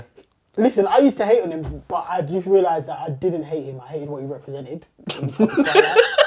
Damn. No, because Twilight. What did he represent? Twilight. He was the face of Twilight. Yeah, but he. And I hated But Twilight. like the thing is, he Same. hated I Twilight. hated Twilight with I a love. passion. This is no, we're not here. But I hated it. I did hate it. I'm sorry. but the thing is, he hated Twilight himself. Yeah, and when he I did. found that He out, I was did. like, yeah, you he real. really did. You real. back. That made me like him. Did it for a back. And the run of films he's done since, I just Oh, think been impeccable. he's. Impeccable. I think when all is said and done, if he continues at this level, even for 4 more years, Yeah. that he could do bad films for another 20, and he'd probably still be an Yeah, all-time. I agree. I think the run has been in. I can't think of one film he's been in that's been bad. And Since, even since like Twilight. the range. Yes. Like, he's on that Christian Bale range. Yeah, like, yeah, 100%. Like, how you doing Tenet The and voice Batman and the he's voice in Lighthouse. acting Yeah. in It's what's probably it, one of The the Boy and best the voice Heron. actors to me. Oh yeah. That was forgot his. he's in That The was Boy his and debut, and he finished in 2 weeks. Are you Yeah. dumb? Yeah, light work.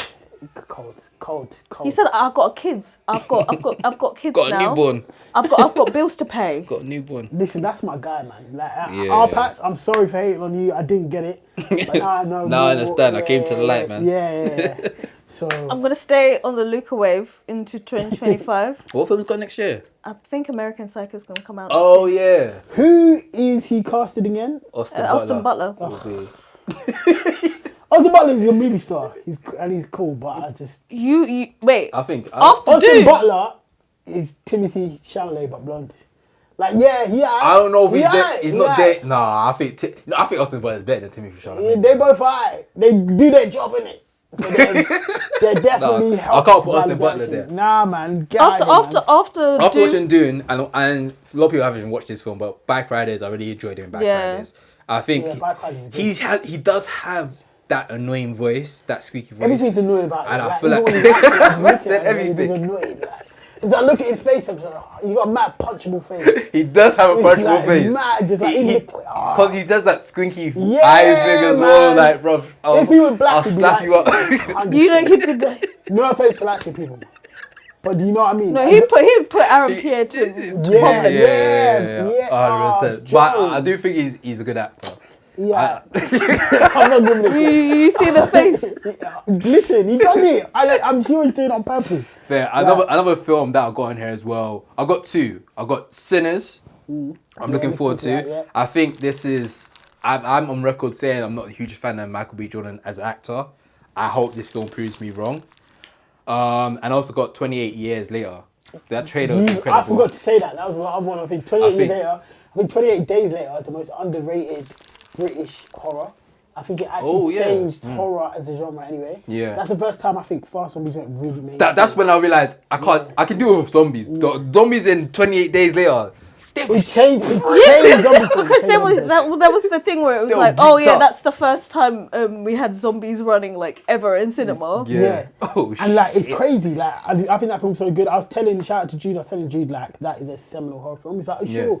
Because I was like, bro, if you're into horror, that is the Yeah. horror film. Can't believe even it's shot on Big an Brother. iPhone. Yeah, shot on an iPhone. Is that why 28 years later they're trying to push the fact that it's shot on iPhone as well? To say that, yeah, we still got it. Because it's not really shot on iPhone. It's You no, see the it's picture? iPhone, but then the It's lens is iPhone like and it's like this. the fattest lens you've seen in your life. It's ridiculous. I hate when people do that. What kind of cop out is that? Like, your iPhone costs £7,000. Yeah. It's not the same. The lens costs more than the phone itself. Like, Yeah. come on, like, Bro, But, just shoot on Alexa, bro. Like what are we doing here, bro? But yeah, I think it made me humbled because I was like, oh, it was 28 days later, and now it's 28 years later because it's the 28th year since the first film. Oh, that's And what I it was is. like, Wait, when did the first So it one actually come 28 years. 97. Did it come out in 97? Oh But I shit! thought it had a Big Brother reference. you serious? Out. Was that 28 weeks later? I think there's 28. That might be 28 weeks later. I think that's weeks. The first one is 97. Actually, it came out 28 days it can't later. be. Came out 2021. Yeah, I 2001. I knew it couldn't be because I 2002.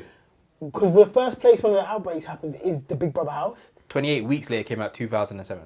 And So that's I what thought made it was that's what made 97 so- because there was like all these references that felt very 90s. Oh. maybe they started writing that it, made me but feel it so would have when you been, said that. early noughties, isn't it? Yeah. Because the first time I remember watching it, I was like an early teen, and the thing that was so sick is it felt so realistic because of the reference points, like so Carol Boardman being in it and like seeing the zombies in the Big Brother house and like them getting out. Oh, there, yeah, and, yeah, like, yeah. It was crazy. I was like, yo, this film is nuts. Man. Like, Yeah. I love that film. I'm really looking forward to that one. Same. It was a really good trailer. I think that was one of the best trailers I've seen. Did you see the guy being like, yeah, I am that zombie that everyone keeps memifying? Oh yeah, people keep thinking it's it's Cumberbatch. yeah. They thought it was Benjamin Contract. I thought they thought it was Killian. Oh, Cillian sorry, Murphy. Yeah, Cillian Murphy. Sorry, my bad. I think they announced Sorry, that Ben. it's actually not him. But we'll see. What, I'm coming looking out for to claim that you are named a zombie in a trailer is kind of nasty work. that. It's kind of nasty work. Like you're trying to cash in on your 15-minute check. Look, at the end of the day, Instead, be doing that. Will you get cast for it again? Oh yeah, Sinners. I'm looking forward to that, by the way. Michael B. Jordan, I actually think, is an underrated actor. No way. He is underrated. I think. What, name the performance where he. First of all, the Creed franchise. I think it's really hard to do a sequel to a Push-ups? franchise and actually push-ups are easy. Fam, this guy just had his show off. Bro, the film was good. The film was good. It's a good film, but it's good. you can never say Creed. I would say Michael Jordan did a substance-wise, really they're good better performance. than Rocky. Like Rocky is actually just about Sylvester Stallone being hench. I can't disagree on that because I haven't seen all the Rockies. They're just about Sylvester Yeah, Stallone. yeah. And There's a little bit more substance in the Creed than Creed has like a backdrop and it has things to talk about and it manages Yeah. to improve. But on what is an about iconic Michael franchise. B. Jordan's performance tells you that it's good? Everything to do with Creed 1 and 3.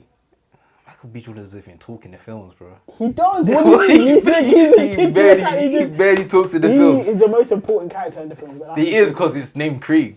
I feel like, obviously, it's not going to get applauded because it's a comic film, but Black Panther actually changed the way they started making comic films. Obviously, Marvel changed the way they were going to handle... I forgot his name. Purple guy, Josh Brolin. Why is his name? The big villain from Avengers.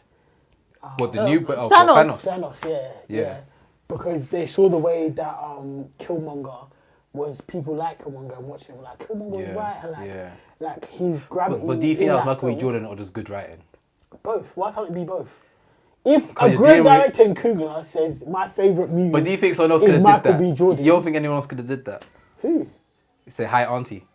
But he did it in a way that was great. I Nah, hear what you're saying, but if it was Will Smith, I wouldn't have taken that seriously. Like, I'll be real. And But like, we did take it seriously when Michael B. Jordan said no, it. we did. And this is the But he thing said, about "Hi, Black auntie." Panther, yeah, the revisionism, yeah. When the first 6 months when that film came out, people loved that film. Like, oh my god, this film is great. yeah, because it was the It's a first film. time we'd had big time black First time we saw representation. a lot of black people on screen. It was just a really good film. And somebody Black who loves Panther. comics and comic book films, they did so many good things with that. Like, I think Killmonger was great. I think the fact that they used techniques from Batman and previous Spider-Mans to like improve the fighting, there's lots about it that is noteworthy. But it's that thing that after time, we're just like, oh yeah, that film over there. But like, in that 20, 30 years, we'll look back at that film and be like, oh, that was one of... Because we've had a lot of comic book films. I don't think in we this will time. because no one's going to watch that film That again. was one that shit. That is crazy. No That's crazy, yeah. no one's going to watch Black One of Panther them. again. And I think...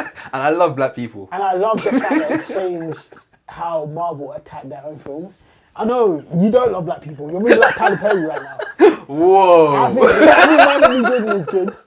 I think he's too clean cut for his own He good. needs And people look at him as this. cool. He needs Sinners.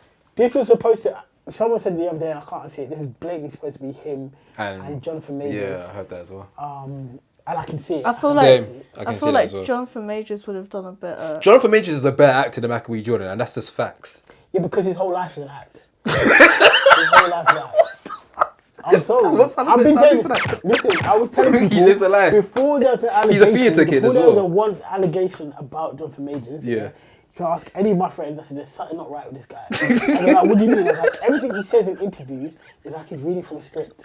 He's never ever shit. been honest in an interview. Oh, really? Before this is, I was saying this from like the Creed rollout. And Oh, so yeah. I said, I don't believe it. The guy, he's just acting. And I was like, no, you're hating, da-da-da. I said, I'm telling you right now, there's something not right with this guy.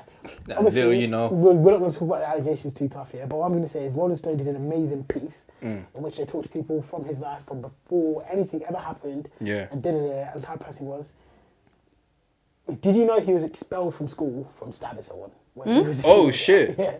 No. And he tried to do it again when he was in theatre school. Guy is not right. Wait, he's about his life then? Yeah, he Oh, just shit. like He brought hood stuff to the theatre school. to Yale. Like the guy is just not right. Man said I ain't acting, bro. Yeah, like Oh, shit. he's not right. Oh, Like, okay. but a lot of our best actors, like I said, we can have problematic faves. Yeah. Like look at flipping James Gunn, like I was talking about, and like, it's alright to have black problematic faves. I love Samuel L. Jackson, and he took heroin. Yeah. Like, that is- No, people my do- problematic fave is Spike Lee. Listen, lots of people have problematic faves. Yeah. I mean, that's an issue. I just think Jonathan Majors is a tap guy, Yeah. and he gets a lot of plaudits because he is a good actor. Yeah. Yeah. Like, but yeah, I disowned him after the Through the Wire when he did that. Oh, You see yeah. that when he won the I remember that shit. NAACP award. I remember that shit. He got an NAACP award. And he started singing. And he does that later. But when he makes good, and he's like, you know, I've been so harsh to me recently, facing these allegations, but she's still by me. Through the wire. And I said, this nigga is acting, yeah? Why can nobody see that he's just acting day to day? Not Even religious. when he had the allegations on him, and you see when he broke up that fight between school kids. Oh, yeah. And he just happened to, someone happened to catch him Yeah. on video, and he's Being a school good kids fighting, and he Samaritan. runs in, he's like, hey guys, Stop. stop. Like, he's just fake as hell. Like, he's just fake. That's why he's a good actor. He just acts every single minute of every day. He just, oh, God. I don't know how God. Michael B. Jordan hate turned into Jonathan Majors hate, but what fair? I don't know. Nah, because Jonathan Majors doesn't You get know what, enough yeah? hate. I'm going to say this real quick. Guys, time. Yeah. Because I can hate on Jonathan Majors for another Oh 15 shit, minutes. fair enough, man. Well, we had a bias, didn't we? I'll be back, man. We can do what 2012. It's okay. It's okay though, because like, what you're probably watching this while you're hanging from the New Year's Eve party from the day before, Oh innit? shit, yeah. New Year's yes, will turn true. up. Well, this year, 2025, I'm hoping is going to be a great year for movies and for TV shows. And for Outtake. And for Outtake as well. And for Outtake as And for well. Michael B. Jordan, and for Tom Holland. My guys. The venue. Hold it down. But yes, guys, thank you guys for watching. Thank you guys for listening. Tune in next week. We got myself, hosted most Yardman Dunes in the building. We've got Maz Junior as well. And we've got Scully as well from the Played in Full. Be sure to check them out every... We'll be back in 2025, and that's all you need to know.